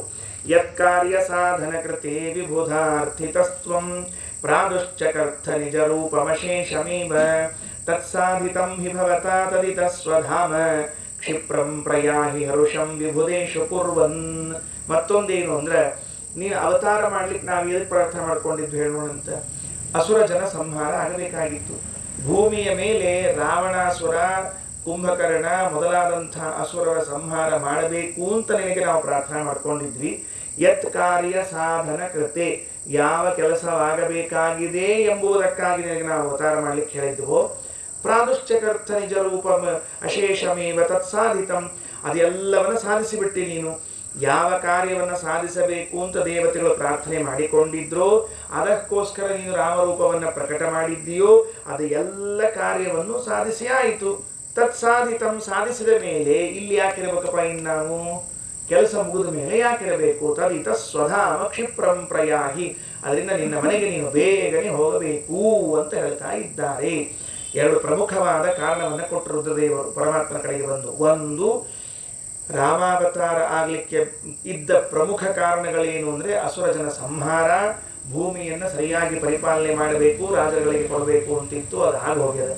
ಎರಡನೆಯದ್ದು, ಭೂಮಿಯಲ್ಲಿ ನೀನು ಇದ್ದಷ್ಟು ಕಾಲ ಇದು ಬ್ರಹ್ಮಲೋಕಕ್ಕೆ ಸಮಾನವೆನಿಸ್ತದೆ, ದೇವತೆಗಳಿಗೆ ತಮ್ಮ ಲೋಕ ಶ್ರೇಷ್ಠವಾಗಬೇಕಾಗಿದೆ ಅಂತ ಅಪೇಕ್ಷೆ ಇದೆ, ಅದರಿಂದ ಬರಬೇಕು. ಈ ಎರಡು ಮಾತುಗಳನ್ನು ಹೇಳಿದಾಗ ಹರ್ಷ ಅಷ್ಟೇ ಅಲ್ಲ, ವಿಭುದೇಶು ಹರ್ಷಂ ಕುರ್ವನ್, ನೀನು ಈ ರೀತಿಯಾಗಿ ಈ ಲೋಕವನ್ನು ಬಿಟ್ಟು ನಿನ್ನ ಲೋಕಕ್ಕೆ ಬಂದದ್ದಾದರೆ ದೇವತೆಗಳು ಬಹಳ ಸಂತೋಷವನ್ನು ಪಡ್ತಾರೆ. ದೇವತಾ ಸಂತೋಷ ಅಂತ ಅನ್ನೋದೊಂದುಂಟೋ ಇಲ್ವೋ? ಮನುಷ್ಯರಿಗೆ, ಋಷಿಗಳಿಗೆ, ಗಂಧರ್ವರಿಗೆ ಸಂತೋಷವಾಗುವಂತೆ ದೇವತೆಗಳಿಗೂ ಸಂತೋಷ ಆಗಬೇಕಲ್ಲ. ಹಾಗಾಗಿ ದೇವತೆಗಳ ಸಂತೋಷವನ್ನು ಉಂಟು ಮಾಡು. 49ನೇ ಶ್ಲೋಕ. ಏನಂದ ದೇವರು? ಓಮಿತ್ಯುವಾಚ ಭಗವಾನ್ ತದಶೇಷಮೇವ ಶ್ರುತ್ವಾ ರಹಸ್ಯತ ತನುಸ್ತ್ವಪರಾಹರಸ್ಯ ದುರ್ವಾಸನಾಮಗಯುಗಿಯಃ ಗಮದಾಶು ರಾಮ ಮಾಂಭೋಜಯಕ್ಷುರಿತಮಿತ್ಯ ಸಕೃದ್ಬ್ರುವಾಣಃ. ಓಮಿತ್ಯುವಾಚ, ಓಂ ಆಯ್ತು, ಎಸ್ ಬರ್ತೀನಿ ಅಂದ್ಬಿಟ್ರೆ ರಾಮಚಂದ್ರ ತಡ ಮಾಡಲೇ ಇಲ್ಲ. ಯಾಕೆ ಅಲ್ರಿ, ಇಲ್ಲಿ ಇದ್ದಿದ್ರಿ ಈಗ ಅವರೇನೋ ಕರೆದಾರ, ತಮ್ದಾಗಬೇಕಾಗಿದೆ, ಹೋಗಿದ ಬರೋಬ್ಬರಿ. ರಾಮ ಅದ್ರ ವಿಚಾರ ಮಾಡಬೇಕಾಗಿತ್ತು ಬೇಡ? ಇನ್ನೊಂದು ಸ್ವಲ್ಪ ದಿವಸ ಇರೋಣಪ್ಪ, ಇನ್ನೊಂದು ಸ್ವಲ್ಪ ದಿವಸ ಇರೋಣ ಬೇಡ ಅಂತ ಭಾಗವತದ ತೃತೀಯ ಸ್ಕಂದದಲ್ಲಿ ಉದ್ಧವ ವಿದುರ ಭೇಟಿ ಆಗ್ತಾರಂತೆ. ಯಾಕೆ ದೇವರು ಇಲ್ಲಿಂದ ಅದೃಶ್ಯನಾಗ್ತಾನೆ, ತನ್ನ ಲೋಕಕ್ಕೆ ಹೋಗ್ತಾನೆ ಅನ್ನೋದಕ್ಕೆ ಮತ್ತೊಂದು ದೃಷ್ಟಿಯನ್ನು ಕೊಡ್ತಾರೆ. ಉದ್ಧವನಿಗೆ ವಿದುರ ಕೇಳಿದ್ದಂತೆ, ವಿದುರ ಸಂಚಾರ ಮಾಡ್ತಾ ಮಾಡ್ತಾ ಬಂದು ಉದ್ಧವನಿಗೆ ಕೇಳಿದಂತೆ, ಉದ್ಧವ ಹ್ಯಾಂಗಿದ್ದಾನಪ್ಪ ನಮ್ಮ ಕೃಷ್ಣ ಅಂತ ಕೇಳಿದ್ನಂತೆ. ಯಾವಾಗಿದು? ದುರ್ಯೋಧನ ಬೈದು ಮನೆಯಿಂದ ಹೊರಗೆ ಹಾಕಿದಾಗ ತೀರ್ಥಯಾತ್ರಾಕ ಅಂತ ಹೋಗಿದ್ರಿ ವಿದುರ. ಆವಾಗ ಯಮುನಾ ನದಿ ಹತ್ರ ಹೋಗೋ ಕಾಲಕ್ಕೆ ಉದ್ಧವ ಸಿಕ್ಕಿದ್ದಂತ. ಇಬ್ರು ಮಾತಾಡ್ಕೋದ ಕಾಲಕ್ಕೆ ವಿದುರ ಕೇಳಿದಂತ ಉದ್ಧವನಿಗೆ, ಹೆಂಗಿದ್ದಾನೆ ಕೃಷ್ಣ ಅಂತ ಕೇಳಿದ್ನಂತ. ಆಗ ಅಂದ, ಇನ್ನೆಲ್ಲಿಯ ಕೃಷ್ಣ ಅಂದ. ಯಾಕ ಅಂದ್ರೆ ಕೃಷ್ಣ ಅದೃಶ್ಯ ಆಗಿಬಿಟ್ಟಾನ. ಯಾಕೆ ಅದೃಶ್ಯನಾದ ಅಂದರೆ, ಇನ್ನ ಮುಂದಿನ ಜನರಿಗೆ ಕೃಷ್ಣನನ್ನ ನೋಡುವಷ್ಟು ತಪಸ್ಸು ಇಲ್ಲ. ಆ ಕಣ್ಣು ಅಷ್ಟು ಪುಣ್ಯವನ್ನು ಸಂಪಾದನೆ ಮಾಡಿಲ್ಲ. ಅಂದರೆ ಅತಪ್ತ ತಪಸಾಂದ್ರಣಾಂ, ತಪಸ್ಸು ಮಾಡಿಲ್ಲ. ಕೃಷ್ಣ 107 ವರ್ಷ ಮಾತ್ರ ಇದ್ದದ್ರಿ, ಭಾಳ ಇಲ್ಲ. ರಾಮ 13,000 ವರ್ಷ ಇದ್ದ. ಇನ್ನು 13,000 ವರ್ಷಗಳ ಆದ ಮೇಲೆ ಅವತ್ತಿನ ಜನರು ಅಷ್ಟು ಪುಣ್ಯ ಸಂಪಾದನೆ ಮಾಡಿದ್ದಿಲ್ವಂತೆ. ಎಷ್ಟು ಪುಣ್ಯ? ಇನ್ನೂ ರಾಮಚಂದ್ರ ನಮ್ಮ ಜೊತೆಗಿರಲಿ ಅನ್ನೋ ಅಷ್ಟು ಪುಣ್ಯ ಸಂಪಾದನೆ ಮಾಡಿದ್ದಿಲ್ಲವಾದ್ದರಿಂದಾಗಿ ರಾಮ ಹೊರಟು ಬಿಟ್ಟ. ಕೃಷ್ಣ 107 ವರ್ಷಗಳಷ್ಟೇ ಇದ್ದ. ಯಾಕೆಂದ್ರೆ 108ನೇ ವರ್ಷದಿಂದ ಮುಂದೇನು ಪ್ರಜೆಗಳ ಕಣ್ಣಿಗೆ ಕಾಣಬೇಕಾಗಿತ್ತಲ್ಲ, ಅಷ್ಟು ಪುಣ್ಯವನ್ನು ಪ್ರಜೆಗಳು ಮಾಡಿರಲಿಲ್ಲ, ಅದರಿಂದ ಹೊರಟು ಬಿಟ್ಟ. ಹಾಗಿದ್ರೆ ಏನು ಹೇಳ್ತದ ಶಾಸ್ತ್ರ? ಒಂದು ವಸ್ತು ನಮ್ಮನ್ನ ಬಿಟ್ಟು ಹೊರಟು ಹೋಗ್ತದೆ ಅಂದರೆ ಅದನ್ನು ಉಳಿಸಿಕೊಳ್ಳುವಷ್ಟು ಪುಣ್ಯ ನಮಗೆ ಇಲ್ಲ. ಪುಣ್ಯ ಮಾಡಬೇಕು, ಸಿಕ್ಕಾಪಟ್ಟೆ ಪುಣ್ಯ ಮಾಡಬೇಕು, ಅಂದ್ರೆ ಮಾತ್ರ ಆ ವಸ್ತು ನಮ್ಮ ಜೊತೆಗಿರ್ತದೆ. ಪುಣ್ಯ ಇಲ್ಲ, ಹೊರಟು ಹೋಗುತ್ತೆ ಅಷ್ಟೇ ಕೆಲಸ. ಎದಕ್ಕೆ ಏನಂತ ತಿಳ್ಕೊಂಡಿದ್ದೀವಿ? ಬರೀ ಯಾರೋ ವ್ಯಕ್ತಿಗಳು ಅಂತಲ್ಲ, ಸಂಬಂಧಿಕರು ಅಂತಲ್ಲ, ಒಂದು ಪದಾರ್ಥ ಕೂಡ, ಒಂದು ತಂಬಿಗೆ, ಒಂದು ಥಾಲಿ, ಒಂದು ವಸ್ತ್ರ, ಒಂದು ಮನೆಯಲ್ಲಿರುವಂತಹ ಪದಾರ್ಥಗಳು ಫಸ್ಟ್ ಕ್ಲಾಸ್ ಆಗಿ ಮನೆಯೆಲ್ಲ ಸಮ ಇಟ್ಕೊಂಡಿರ್ತಾರೆ, ಕಳ್ತನ ಆಗಿ ಹೋಗ್ಬಿಡ್ತದೆ. ಯಾಕೆ ಕಳ್ತನ ಆಗೋಯ್ತು ಅಂದರೆ ಅಷ್ಟೇ ಪುಣ್ಯ ಇತ್ತು, ಆ ವಸ್ತುವಿನ ಭೋಗಕ್ಕೆ ನಿಂಗೆ ಅಷ್ಟೇ ಇತ್ತು, ಪುಣ್ಯ ಮುಗೀತು, ಆ ವಸ್ತು ಹೊರಟು ಹೋಗ್ಬಿಡ್ತು. ನೀ ಅಂಥದ್ದೇ ಇನ್ನೊಂದು ವಸ್ತು ಮಾಡಿಸ್ಕೋಬೇಕಾರೆ, ಆದ್ರೆ ಆ ವಸ್ತು ಹತ್ರ ಹೋಯ್ತಲ್ಲ, ಯಾಕೆ ಹೋಯ್ತು? ಪುಣ್ಯ ಇಲ್ಲ. ಹಾಗಿದ್ರೆ ನಾವೇನು ತಿಳಿಬೇಕು ಅಂದರೆ, ಅವತ್ತಿನ ಪ್ರಜೆಗಳು ಇನ್ನೂ ಹೆಚ್ಚಿನ ಪುಣ್ಯವನ್ನ ಮಾಡಿದ್ದಿದ್ರೆ ರಾಮ ಅಥವಾ ಕೃಷ್ಣ ಕಣ್ಣಿಗೆ ಕಾಣ್ತಾ ಇದ್ರು. ಪುಣ್ಯ ಕಡಿಮೆಯಾಯಿತು, ದೇವರಿಂದ ನನ್ನನ್ನು ನೋಡುವಂತಹ ಪುಣ್ಯ ಇವರಿಗಿಲ್ಲ ಅಂದಮೇಲೆ ನಾನು ಈ ರೂಪವನ್ನು ತಿರೋಧಾನಗೊಳಿಸ್ತೀನಿ. ಹಾಗೆ ಓಮಿತ್ಯುವಾಚ ಭಗವಾನ್ ಸದಶೇಷಮೇವ ಶ್ರುತ್ವಾ ರಹಸಿ. ಏಕಾಂತದಲ್ಲಿ ರುದ್ರದೇವರ ಜೊತೆಗೆ ಇಷ್ಟೆಲ್ಲ ಮಾತು ಕೇಳಿಕೊಂಡು ಮಾತಾಡಿ, ರುದ್ರದೇವರ ಜೊತೆಗೆ ಮಾತನಾಡಿ ರುದ್ರದೇವರ ಮಾತಿಗೆ ಓಂ ಅಂತ ಹೇಳಿ ಮುಗಿಸಿದ. ರುದ್ರದೇವರು ಹೋದ್ರು ಆ ಕಡೆಗೆ. ಈ ಕಡೆಯಿಂದ ಢಣ್ ಅಂತ ಒಳಗೆ ಒಬ್ಬ ಎಂಟ್ರಿ ಆದ. ನೋಡ್ರಿ ಯಾರು ಅಂದರೆ ತನುಹು ಅಪರ ಹರಸ್ಯ, ಹರಸ್ಯ ಅಪರ ತನುಹು, ರುದ್ರದೇವರ ಇನ್ನೊಂದು ಶರೀರ. ಏನು ಹೆಸರು ಅದಕ್ಕೆ? ದುರ್ವಾಸ ನಾಮಯುಕ್. ದುರ್ವಾಸ ಅಂತ ಹೆಸರಿಟ್ಕೊಂಡಿದ್ರಂತ. ಯಾಕೆ ಅವ್ರಿಗೆ ದುರ್ವಾಸ ಅಂತ ಹೆಸರಿತ್ತು ಅಂತ ಯಾರೋ ಕೇಳಿದ್ರಂತ. ಈ ಸುಮ್ ಕೂಡ್ಲಾರ್ದ ಮೈಕ್ ಹಿಡಿದಿರ್ತಾವ ನೋಡ್ರಿ, ಬಾಯಿಗೆ ಹೋಗಿ ಬಾಯಿಗೆ ಹಿಡಿದ್ರಂತ ಮೈಕು. ನಿಮಗೆ ದುರ್ವಾಸ ಅಂತ ಯಾಕೆ ಹೆಸರು ಅಂತ ಕೇಳಿದ್ರಂತ. ನಮ್ಮಲ್ಲಿ ಸಿಟ್ಟಿಗೆದ್ದು ಬ್ರಾಹ್ಮಣರಿಗೆಲ್ಲ ದುರ್ವಾಸ ಬ್ರಾಹ್ಮಣರು ಅಂತ ಹೇಳೋ ಪದ್ಧತಿ ಇತ್ತು. ಮೊದಲಿಗೆಲ್ಲ ಹೆಣ್ಮಕ್ಳು ಗಂಡ ಸಿಟ್ಟಿಗೆದ್ದ ಅಂದ್ರೆ ಪಾಪ ಏನು ಅನ್ನೋ ಹಂಗಿಲ್ಲ, ಆಡೋ ಹಂಗಿಲ್ಲ. ಇವತ್ತಿನ ಕಾಲದ ಹೆಣ್ಮಕ್ಳಂಗೆ ಅವತ್ತಿನ ಕಾಲದ ಹೆಣ್ಮಕ್ಳು ಅಷ್ಟು ಧೈರ್ಯ ಮಾಡ್ತಿರ್ಲಿಲ್ಲ. ಅಂದ್ರೆ ನೀವಲ್ಲ, ಮತ್ತು ಮತ್ತೆ ತಿಳ್ಕೊಳಕ್ಕೆ ಹೋಗಬೇಡ್ರಿ. ಅದಕ್ಕೆ ಅವತ್ತಿನ ಕಾಲಕ್ಕೆ ಹೆಣ್ಮಕ್ಳು ಏನರ ಅಂದ್ರೆ ಪಾಪ ಹೊರಗೆ ಹೋಗಿ ಕಣ್ಣೀರು ವರ್ಷಕೊಂಡು ಏನಾತ ಅಂತ ಬಾಜುಕಿನಕ್ಕಿ ಸುಂದರಾಬಾಯಿ ಕೇಳಿದ್ರಿ. ಚಂದ್ರಾಬಾಯಿ ದೂರ್ವಾಸ ಆಗ್ಯಾರ ನಮ್ಮಲ್ಲಿ ತಿಳ್ಕೊಳ್ಳಿ, ಅದು ಇಷ್ಟೇ. ಇಷ್ಟೇ ಬಿಗಿಚಿಗೆ ಹೇಳಿ ಬರೋದಿಲ್ಲ. ಏನಾಗಿದೆ ದೂರ್ವಾಸ ಕೂತದ ಮನೆ ಆಗಿದ್ದು ಅಂತ ತಿಳ್ಕೊಂಡಿಷ್ಟೇ. ಹಂಗೆ ದೂರ್ವಾಸ ಯಾಕೆ ಅಂತ ಕೇಳಿದ್ರೆ ದುಃಖೇನ ವಾಸ. ಅವರು ಯಾರ ಮನೆಯಲ್ಲಾದರೂ ವಾಸ ಮಾಡ್ತಾ ಇದ್ರೆ ಆ ಮನೆ ಮಂದಿಗೆಲ್ಲ ಏನಾಗ್ತಿತ್ತು ಅಂದರೆ ಭಾರೀ ದುಃಖ ಆಗ್ತಿತ್ತಂತೆ. ಯಾಕಂದ್ರೆ ಅವ್ರು ಇಟ್ಕೊಳ್ಳೋದು ಅಷ್ಟು ಕಷ್ಟ ರೀ. ಅವರು ದೂರ್ವಾಸನ ಮನೆಯಾಗ ಇಟ್ಕೊಳ್ಳೋದು ಅಂದ್ರೆ ಭಯಂಕರ ಕಷ್ಟದ ಕೆಲಸ ರೀ ಅದು. ನಿಮಗೊಂದು 2-3 ದೃಷ್ಟಾಂತ ಕೊಡ್ತೀನಿ ರೀ. ಅವ್ರ ಮನೆಯಾಗ ಇಟ್ಕೊಂಡದ್ದು ಎಷ್ಟು ಕಷ್ಟ ಸಾಧ್ಯದ ಅಂಬೋದಕ್ಕೆ. ಒಂದಿಲ್ಲ ಒಂದು ಕಿಟಿ ಕಿಟಿ ಕಿಟಿ ಕಿಟಿ ಮಾಡ್ತಿರಂತವ್ರು, ಸುರಕ್ಷತೆ ಏನಿರ್ತಿದ್ದಿಲ್ಲ ಅಂತವ್ರು. ಮುಂದೆ ಆಚಾರ್ಯ ಇಲ್ಲಿ 3 ಮಂದಿ ಹೆಸರು ಹೇಳ್ತಾರೆ. ಕುಂತಿ, ರಾಮ, ಕೃಷ್ಣ, ಈ 3 ಮಂದಿ ದೂರ್ವಾಸರನ್ನು ತೃಪ್ತಿಪಡಿಸಿ ಕಳಿಸಿದವರಂತ. ಉಳಿದವ್ರು ಅಲ್ವೇ ಅಲ್ಲ, ಮತ್ತೆ ಉಳಿದವ್ರು ಯಾರು ತೃಪ್ತಿಪಡಿಸಿರ್ಲಿಲ್ಲ ಅಂತ. ಸರಿ, ಏನಾಯಿತು ಅಂತಂದ್ರೆ ಬಂದ್ರಂತ ದೂರ್ವಾಸ ನಾಮ ಯುಗ ಇಹ ಆ ಜಗಾಮ. ಬಂದ್ರು, ಇಲ್ಲಿ ಬಂದ್ರು. ಏನಂದ್ರು? ರಾಮ ಮಾಂ ಭೋಜಯ ಕ್ಷುದಿತಂ. ರಾಮ ಹಸಿವಾಗ್ಯದ ಊಟಕ್ಕೆ ಹಾಕು, ರಾಮ ಹಸಿವಾಗ್ಯದ ಊಟಕ್ಕೆ ಹಾಕು ಅಂತ ಹೇಳ್ಕೊತ ಬಂದ್ರಂತ. ಈ ಕೆಲವರು ಎದ್ದು ಕೂಡಲೇ ತಿನ್ಲಿಕ್ಕೆ ಹೇಳಿದಂತ ಹಿಂಗೆ ಕೇಳಕ್ಕೆ ಎದುರ್ತಾರಲ್ಲ ಹೇಳಿರೋಂತ. ಅವರಿಗೆ ಇನ್ನೇನೋ ತಲೆ ಒಳಗೆ ಹೊಳೆಯಂಗೆ ಇಲ್ರಿ. ಮಂಚದಿಂದ ಎದ್ರು ಅಂತಂದ ಕೂಡಲೇ ಖಾನೆ ಕೇಳಿ ಕುಚ್ಚೇಕೆ ಅಂತ ಎತ್ತಿರ್ತಾರೆ ಪಾಪ. ಕುಚ್ಚೇಕೆ ಖಾನೆ ಕೇಳಿ ಅಂತ ತಿಳ್ಕೊಂಡು ಹೇಳಿ. ಹಂಗ ಇನ್ನೂ ಕೆಲವರು ಇರ್ತಾರೆ, ಖಾಲಿ ಪೇಟ್ ಮುಂಜೆ ಕುಚ್ ಸುಸ್ತಾನೆ ಖಾಲಿ ಪೇಟ್ ಮುಂಜೆ ಕುಚ್ ಸುಸ್ತಾನೆ ಹಿಂಗೆ ತಿಳ್ಕೊಂಡು ಹೇಳ್ತಿರ್ತಾರೆ. ಏನು ಅಂತಂದ್ರೆ ಖಾಲಿ ಹೊಟ್ಟಿದ್ರೆ ಅವ್ರಿಗೆ ಏನೋ ತಿಳಿಯಂಗೆ ಇಲ್ಲ, ಏನೋ ಹೊಳೆಯಂಗೆ ಇಲ್ಲ ಅಂತ ಏನ್ ಬಿಡ್ಬೇಕು ಅಂತ ತಿಳ್ಕೊಂಡು ಹೇಳಿ ಅದಕ್ಕೆ ಸ್ವಲ್ಪ ಏನು ಹೊಟ್ಟೆ ಹಾಕಿರಪ್ಪ ಅಂತ ತಿಳ್ಕೊಂಡು ದೂರ್ವಾಸರು ಬಂದ್ರು. ಏನಂತಾರ? ಮಾಂ ಭೋಜಯ ಕ್ಷುದಿತಂ. ಹಸಿವೆ ಆಗ್ಬಿಟ್ಟದ, ಊಟಕ್ಕೆ ಹಾಕು ಒಂದ್ಸರ್ತಿ ಹೇಳಿಲ್ಲ. ಶ್ರೀಮದಾಚಾರ್ಯ ಅಂತಾರ ಅಸಕೃತ್ ಬ್ರುವಾಣ, ಪದೇ ಪದೇ ಹೇಳ್ತಾ ಇದ್ದಾರೆ. ಹೇಳಿಕೊಂಡು ಬಂದ್ಬಿಟ್ರಂತ. ಬಂದ ಮೇಲೆ ಏನಾಯ್ತು? ಏನು ದೂರ್ವಾಸರು ಅಂದ್ರೆ ಅವ್ರು ಎಲ್ಲಿ ವಾಸ ಮಾಡ್ತಾರೆ ದುಃಖ ಅಂತ ನೋಡ್ರಿ ಕಷ್ಟ ಅಂತ. ಹಸಿವೆ ಆಗ್ಯದ, ಹೌದಾ? ಅಡಿಗೆ ತಯಾರದ. ರಾಮ ಮನೆಯೊಳಗೆ ಅಡಿಗೆ ಇರ್ಲಾರ್ದೇನ್ರಿ? ನಮ್ಮ ಮನೆಯಾಗ ಇರ್ತದೆ, ಅಡಿಗೆ ರೆಡಿ ಇರ್ತದೆ. ಅಲ್ಲಿ ಇನ್ನೇನು ಈಗ ಅಡಿಗೆ ರೆಡಿ ಇರ್ಲಿಕ್ಕೆ ಭಾಳ ಈಸಿ ಅದ ರೀ. 2 ಸೀಟಿ ಹೊಡೆದು 3ನೇ ಸೀಟಿ ಹೊಡೆದಾಗ ಅಡಿಗೆ ರೆಡಿ ಆಗಿಬಿಟ್ಟಿರ್ತದೆ. ಇನ್ನೇನು ಆ ತಿಂದವ್ರು ಸೀಟಿ ಹೊಡಿಬಾರ್ದು, ಅವ್ರು ತಿಂದ ಮೇಲೆ ಸೀಟಿ ಹೊಡಿಬಾರ್ದು, ಅಷ್ಟೇ ಕೆಲಸ. ಅಂಥದ್ದು ಅವ್ರೇನು ಬರೀ ಇನ್ನೂ ಕೈಕಾಲು ತೊಳ್ಕೊಂಡು ಆ ಡೈನಿಂಗ್ ಟೇಬಲಿಗೆ ಬರೋದಾಗ 3 ಸೀಟಿ ಹೊಡೆದಿರ್ತದೆ, ಅಡಿಗೆ ಆಗಿಬಿಟ್ಟಿರ್ತದೆ. ಏನು ಭಾಳ ಏನು ಕಷ್ಟ ಇಲ್ಲ. ಈಗ ಸಾರು ಪಾರು ಅಂದ್ರು ಏನು ಹೋದ ವಾರ ಅದ್ರಿ ಅಪ್ಪದ್ದಾಗೆಲ್ಲ ಅನ್ಬಾರ್ದು, ಹೋದ ತಿಂಗಳು ಅನ್ಬಾರ್ದು. ಮೊನ್ನೆ ನಿಮ್ಗೆ ಮಜಾ ಆಗ್ತಾ ಹೇಳ್ತೀನಿ ಕೇಳ್ರಿ. ಅದು ಏನು ದುಃಖದ ವಿಷಯ ಇದೆ, ಹಂಗೆ ಅನ್ಬಾರ್ದು. ಖರೆ ಅಂದರೆ ಒಬ್ಬ ಹೆಣ್ಮಗಳು ಸಾರು ವಾರಗಟ್ಲೆ ಅದನ್ನೇ ಮಾಡಿ ಅದನ್ನ ಬಿಸಿ ಮಾಡಿ ಹಾಕೋದಂತ ಫ್ರಿಜ್ ಇಟ್ಬಿಟ್ಟಿದಂತ. ಗಂಡ ಅಂದಂತಲ್ಲ ಒಂದು ಹೊಸ ಬಿಸಿ ಸಾರು ಮಾಡೋದನ್ನ ಯಾಕೆ ಅದ ಹಾಕ್ತಿ, ನನ್ನ ಗಂಡ ನನಗೆ ಬೈದು ಬಿಟ್ಟ ಆತ್ಮಹತ್ಯೆ ಮಾಡ್ಕೊಂಡ್ಬಿಟ್ಲಂತೆ. ಇಷ್ಟಕ್ಕೆ ಸಾರು ಬಿಸಿ ಹೊಸ ಮಾಡಿ ಹಾಕೋದಕ್ಕೆ ಆತ್ಮಹತ್ಯೆ ಮಾಡ್ಕೊಂಡ್ಬಿಟ್ಟಂತೆ. ಯಾಕಂದ್ರೆ ಅಷ್ಟು ಸಾರು ಮಾಡಿ ಇಟ್ಬಿಟ್ಟಿದ್ದಪ್ಪ ಫ್ರಿಜ್ನ ಹಾಕಿ. 8-10 ದಿವಸಕ್ಕೆ ಸಾರು ಅಷ್ಟು ಮಾಡಿ ಇಟ್ಬಿಟ್ಟಿದ್ದು. ಏನು ಮಾಡೋದು ದಿವಸ ಅಂತ ತಿಳ್ಕೊಂಡು ಹೇಳಿ ಹಿಂಗಾಗಿದ್ದು ಮೊನ್ನೆ ಆಗಿದ್ದು ಘಟನೆ ಅದು ನಂದಲ್ಲ. ಬೆಂದ್ರೆ ಫೇಸ್ಬುಕ್ನಾಗ ವಾಟ್ಸಪ್ಗಳು ಬಂದದ್ದು ಎಲ್ಲ ಕಡೆಗೆ. ಯಾಕೆ ಹೇಳ್ತೀನಿ ಅಂದರೆ ಸಿದ್ಧ ಅಡಿಗೆ ಎಲ್ಲರ ಮನೆಯಲ್ಲೂ ಇರ್ತದೆ. ಏನು ಭಾಳತ್ತಾಗಿಲ್ಲ ಅಡಿಗೆ ಮಾಡ್ಲಿಕ್ಕೆ. ರಾಮಚಂದ್ರ ಅಂತ ಸಿದ್ಧಂ ಇಲ್ಲ ಅಡಿಗೆ ಅದ ನದೇಯಂ ಮೊದಲ ಮಾಡಿಟ್ಟು ಅಡಿಗೆ ನಾವು ಉಣ್ಣಂಗೆ ಇಲ್ಲ ಅಂದ್ಬಿಟ್ರು. ಈ ಮಡಿ ಮಂದಿ ಕೆಲವರು ಬೆಳಿಗ್ಗೆ ಮಾಡಿದ ಅಡಿಗೆ ಸಂಜೆಗೆ ತೊಗೊಳ್ತಿರಂಗಿಲ್ರಿ. ತಂಗಳದು ಅಂತ ಈ 3 ತಾಸು ಆತು ಅಂತ ಇಟ್ಕೊಳ್ರಿ. ಅಡಿಗೆ ಮಾಡಿ 3 ತಾಸು ಆತು ಅಂದರೆ ಅದು ತಂಗಳ ಅಂತ ಕರ್ಸ್ಕೊತದ, ತಗೋಬಾರದು ಅಂತ ಒಂದು ಶಾಸ್ತ್ರದಾಗ ಯಾತಯಾಮಂ ಗತರಸಂ ಪೂತಿ ಪರಿವಿಷಿತಂಚಯತ ಉಚ್ಚಿಷ್ಟಮಪಿ ಚಾಮೇದ್ಯಂ ಭೋಜನಂ ತಾಮಸ ಪ್ರಿಯಂ ಅಂತ ಶ್ರೀಕೃಷ್ಣ ಒಂದು ಮಾತು ಹೇಳ್ತಾನೆ. ಎಂಥ ಅನ್ನ ಉಣಬಾರದು ಅಂತ ತಿಳ್ಕೊಂಡು ಯಾತಯಾಮ 3 ತಾಸು ಕಳೆದ ಮೇಲೆ ಆ ಅಡಿಗೆ ಉಣ್ಲಿಕ್ಕೆ ಹೋಗ್ಬೇಡ್ರಿ. ಅಡಿಗೆ ಮಾಡಿ 3 ತಾಸು ಒಳಗೆ ಅದನ್ನ ಉಂಡು ಮುಗಿಸ್ರಿ. ಇಷ್ಟು ಅಡಿಗೆ ಮಾಡಬೇಡ್ರಿ. ರಾತ್ರಿ ಉಳಿಸ್ಕೊಂಡು ಮರುದಿವ್ಸ ಉಳಿಸ್ಕೊಳ್ಳುವಂಥ ಅಡಿಗೆ ಮಾಡಬೇಡ್ರಿ. ಕೆಲವರು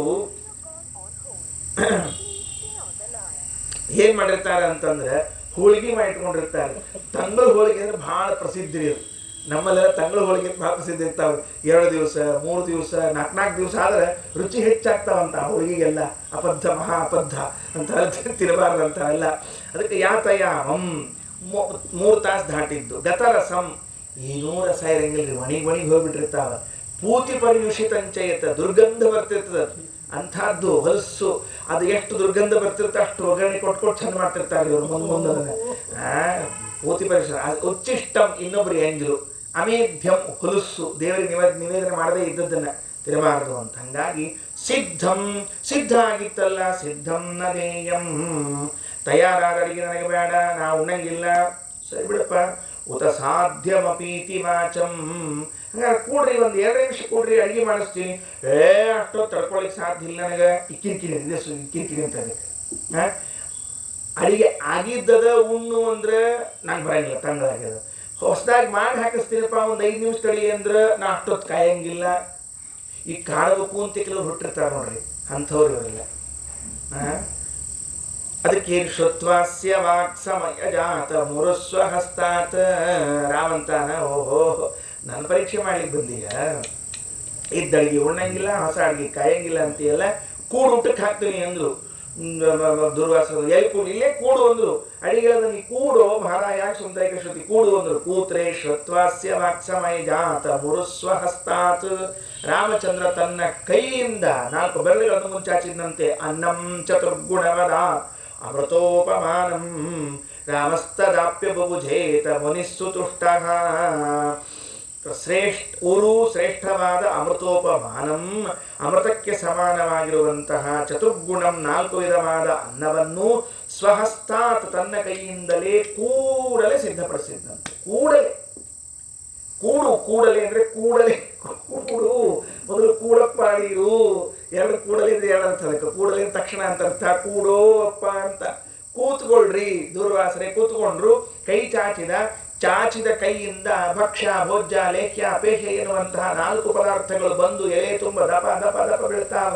ನೋಡಿದ್ರು ಹೆಂಗದ ಇದಡಿಗೆ, ಉಣ್ಲಿಕ್ಕೆ ಕೂತಾರ, ನೋಡ್ತಾರ. ಅಮೃತೋಪಮಾನ, ಅಮೃತಕ್ಕೆ ಸಮಾನವಾದ ರುಚಿಯಾಗಿತ್ತಂತೆ. ಉಣ್ತಾ ಇದ್ದಾರೆ. ಸುತುಷ್ಟ, ಸಂತೋಷ ಆಗ್ಬಿಡ್ತು.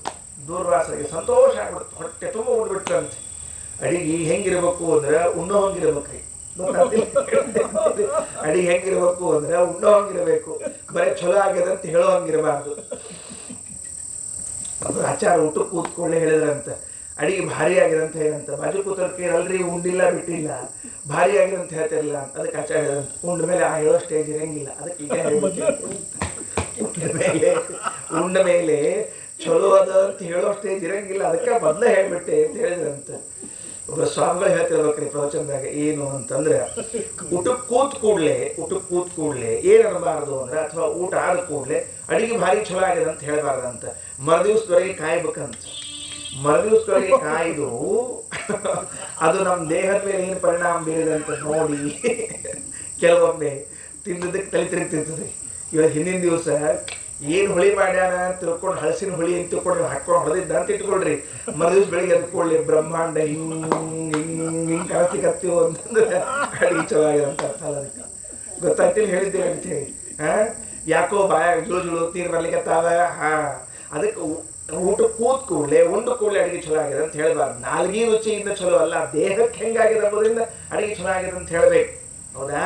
ಅದಕ್ಕೆ ಉಂಡ್ರೆ ದುರ್ವಾಸನೆ ಹೆಂಗಿತ್ತು ಅಂದ್ರೆ ಅಮೃತೋಪಮಾನ, ಅಮೃತಕ್ಕೆ ಸದೃಶವಾಗಿತ್ತಂತೆ. ಸಿದ್ಧಂ ನ ದೇಯಮುತ ಸಾಧ್ಯವಪೀತಿ ವಾಚಂ ಶ್ರುತ್ವಾಸ್ಯ ವಾಕ್ಸಮಯ ಜಾತ ಮುರುಸ್ವ ಹಸ್ತಾತ್ ಅನ್ನಂ ಚತುರ್ಗುಣಮಧಾತ್ ಅಮೃತೋಪಮಾನಂ ರಾಮಸ್ತದಾಪ್ಯ ಬುಭುಜೇತ ಮುನಿಸ್ಸು ತುಷ್ಟಃ. ತೃಪ್ತೋ ಯಯೌ, ತೃಪ್ತನಾಗಿ ಹೊರಟು ಬಿಟ್ಟ. ಸಕಲಾನ್ ಪ್ರತಿ ಕೋಪಯಾನಃ, ಎಲ್ಲರನ್ನ ಸಿಟ್ಟು ಮಾಡ್ಕೋತಿದ್ರಂತ. ಒಬ್ಬರ ಮೇಲೆ ಇಬ್ಬರ ಮೇಲೆ ಅಲ್ರಿ, ಸಕಲಾನ್ ಪ್ರತಿ ಕೋಪಯಾನಃ. ಅಲ್ಲಿ ಒಬ್ಬರ ಮೇಲೆ ಸಿಟ್ಟು ಮಾಡ್ಕೊಂಡ್ರೆ ಚಂದ ಇರ್ತದೆ. ಇದ್ದು ಬಿದ್ದವ್ರು ಎಲ್ಲಾರಲ್ಲೂ ಸಿಟ್ಟು ಮಾಡ್ಕೊಳ್ಳೋದ್ರೆ ಅನ್ಸೋದಕ್ಕೆ. ಈಗ ಮನೆಯಾಗ ಗಂಡ ಅಥವಾ ಅಕಸ್ಮಾತ್ ಹೆಂಡತಿ ಸಿಟ್ಟು ಮಾಡ್ಕೊಂಡ್ರೆ ಪರಸ್ಪರ ಈಕಿ ಅವನ ಮೇಲೆ ಆಕಿ ಮೇಲೆ ಸಿಟ್ಟು ಮಾಡ್ಕೊಂಡು ಎಲ್ಲರ ಮೇಲೆ ಸಿಟ್ಟು ಮಾಡ್ಕೊಳ್ಳೋದು. ಕೂಸು ಹೊಂಟಿದ್ರೆ ಫಡ್ ಅಂತ ಹೇಳಿದಂತ. ಕೂಸು ಏನ್ ಮಾಡಿರ್ತದೆ ಎಲ್ಲರೇ ಅವ್ರವ್ವ ಅಪ್ಪ ಎದುರಿಗೆ ಬಂದ್ರೆ ನಿಮ್ಮಂತ ಹೊಟ್ಟೆ ಹುಟ್ಟಿದಕ್ಕೆ ಹಿಂಗಾಗಿದೆ ಅಂತ ಸಿಟ್ಟು ಮಾಡ್ಕೊಂಡ್ರೆ ಅವಪ್ಪ ಏನ್ ಮಾಡ್ಬೇಕ್ರಿ, ನೀ ಯಾಕೆ ಹೊಟ್ಟೆ ಹುಟ್ಟಿ ಅಂತ ಕೇಳೋದು ಕಷ್ಟ ಅವ್ರಿನ್ನ. ಹೌದಿಲ್ಲೋ? ಅಪ್ಪನ ಮೇಲೆ ಸಿಟ್ಟು ಮಾಡ್ಕೊಂಡೆ, ಅವ್ರ ಮೇಲೆ ಸಿಟ್ಟು ಮಾಡ್ಕೊಂಡು, ಹೆಂಡತಿ ಮೇಲೆ ಸಿಟ್ಟು ಮಾಡ್ಕೊಂಡು, ಮಕ್ಕಳ ಮೇಲೆ ಸಿಟ್ಟು ಮಾಡ್ಕೊಂಡೆ. ಇದನ್ನ ಯಾರಾದ್ರೂ ಹೇಳಲಿಕ್ಕೆ ಬಂದ್ರೆ ಮತ್ತೆ ಅವ್ರ ಮೇಲೆ ಸಿಟ್ಟು ಮಾಡ್ಕೊಂಡೆ. ಹುಚ್ಚಗಳ ಎಲ್ಲರೂ ತಿಳ್ಕೊಂಡು. ಅದಕ್ಕೆ ತೃಪ್ತೋ ಯಯೌಚ ಸಕಲಾನ್ ಪ್ರತಿ ಕೋಪಯಾನಃ, ಎಲ್ಲರ ಮೇಲೆ ಕೋಪವನ್ನ ಮಾಡ್ತಾ ಇದ್ರಂತೆ. ಏನಂತ? ಕಶ್ಚಿನ್ನಮಿರ್ಥಿತವರಂ ಪ್ರತಿದಾತು ಮೀಶಃ, ಯಾರೂ ನನಗೆ ಹೊಟ್ಟೆ ತುಂಬ ಹಾಕ್ಲಿಕ್ಕೆ, ನಾನು ಕೇಳಿದ್ದನ್ನ ಮಾಡಿಕೊಡ್ಲಿಕ್ಕೆ ಸಮರ್ಥರಿಲ್ಲ. ನಾ ಕೇಳಿದ್ದನ್ನು ಕೊಡೋರು ಯಾರಿಲ್ಲೇ ಅಂತ ಎಲ್ಲಾರ ಮುಂದೆ ಹೇಳ್ಕೋತ ಹೋಗ್ಬೇಕಂತ. ಸಿಟ್ಟಿಗೆ ಹೇಳೋದು ಒಂದಾದ್ರೆ ಎಲ್ಲಾರ ಮುಂದೆ ಹೇಳ್ಕೋತ ಹೋಗೋದು ಮತ್ತೊಂದು. ನನ್ನ ಯಾರು ತೃಪ್ತಿ ಮಾಡ್ತಾರೆ ಅಂತ ಹೋಗೋದಂತ. ಅಲ್ಲಿ ನನ್ನ ಯಾರು ತೃಪ್ತಿ ಮಾಡ್ತಾರೆ, ನನ್ನ ಯಾರು ತೃಪ್ತಿ ಮಾಡ್ಕೋತಾರೆ ಅಂತ ಏನೋ ಪ್ರತಿಜ್ಞಾ ಇತ್ತಲ್ಲ, ಏವಂ ಪ್ರತಿಜ್ಞಕಋಷಿ ಸಹಿತ ಪ್ರತಿಜ್ಞಾ ಮೋಘಾಂ ಚಕಾರ ಭಗವಾನ್ ತು ಕಶ್ಚಿದನ್ಯಃ. ಏನು ಮಾಡಿದ ಭಗವಂತ ಆ ಪ್ರತಿಜ್ಞೆಯನ್ನು ಸುಳ್ಳು ಮಾಡಿಬಿಟ್ಟ. ದೂರ್ವಾಸರಿಗೆ ಅವರು ಬಯಸಿದ್ದನ್ನು ಕೊಡಲಿಲ್ಲ ಅಂತ ಅನ್ನುವ ಮಾತು ಇಲ್ಲವೇ ಇಲ್ಲ. ರಾಮಚಂದ್ರನ ಕಡೆಗೆ ಹೋಗಿ ಎಲ್ಲ ಬಯಸಿದ್ದು ತಿಂದು ತೇಗಿ ಬಂದ್ಬಿಟ್ರು. ಹಾಗಾಗಿ ರಾಮಚಂದ್ರ ಅವರ ಪ್ರತಿಜ್ಞೆಯನ್ನು ಭಂಗ ಮಾಡಿ ಹೊಟ್ಟೆ ತುಂಬ ಊಟಕ್ಕೆ ಹಾಕಿ ಕಳಿಸಿಕೊಟ್ಟಿದ್ದಾನೆ ಅಂತ ತಿಳಿಸಿದ್ದಾರೆ ಎಂಬಲ್ಲಿಗೆ ಯಥಾಮತಿ ಅಭಿಪ್ರಾಯ. ಶ್ರೀಕೃಷ್ಣ ಅರ್ಪಣಮಸ್ತು.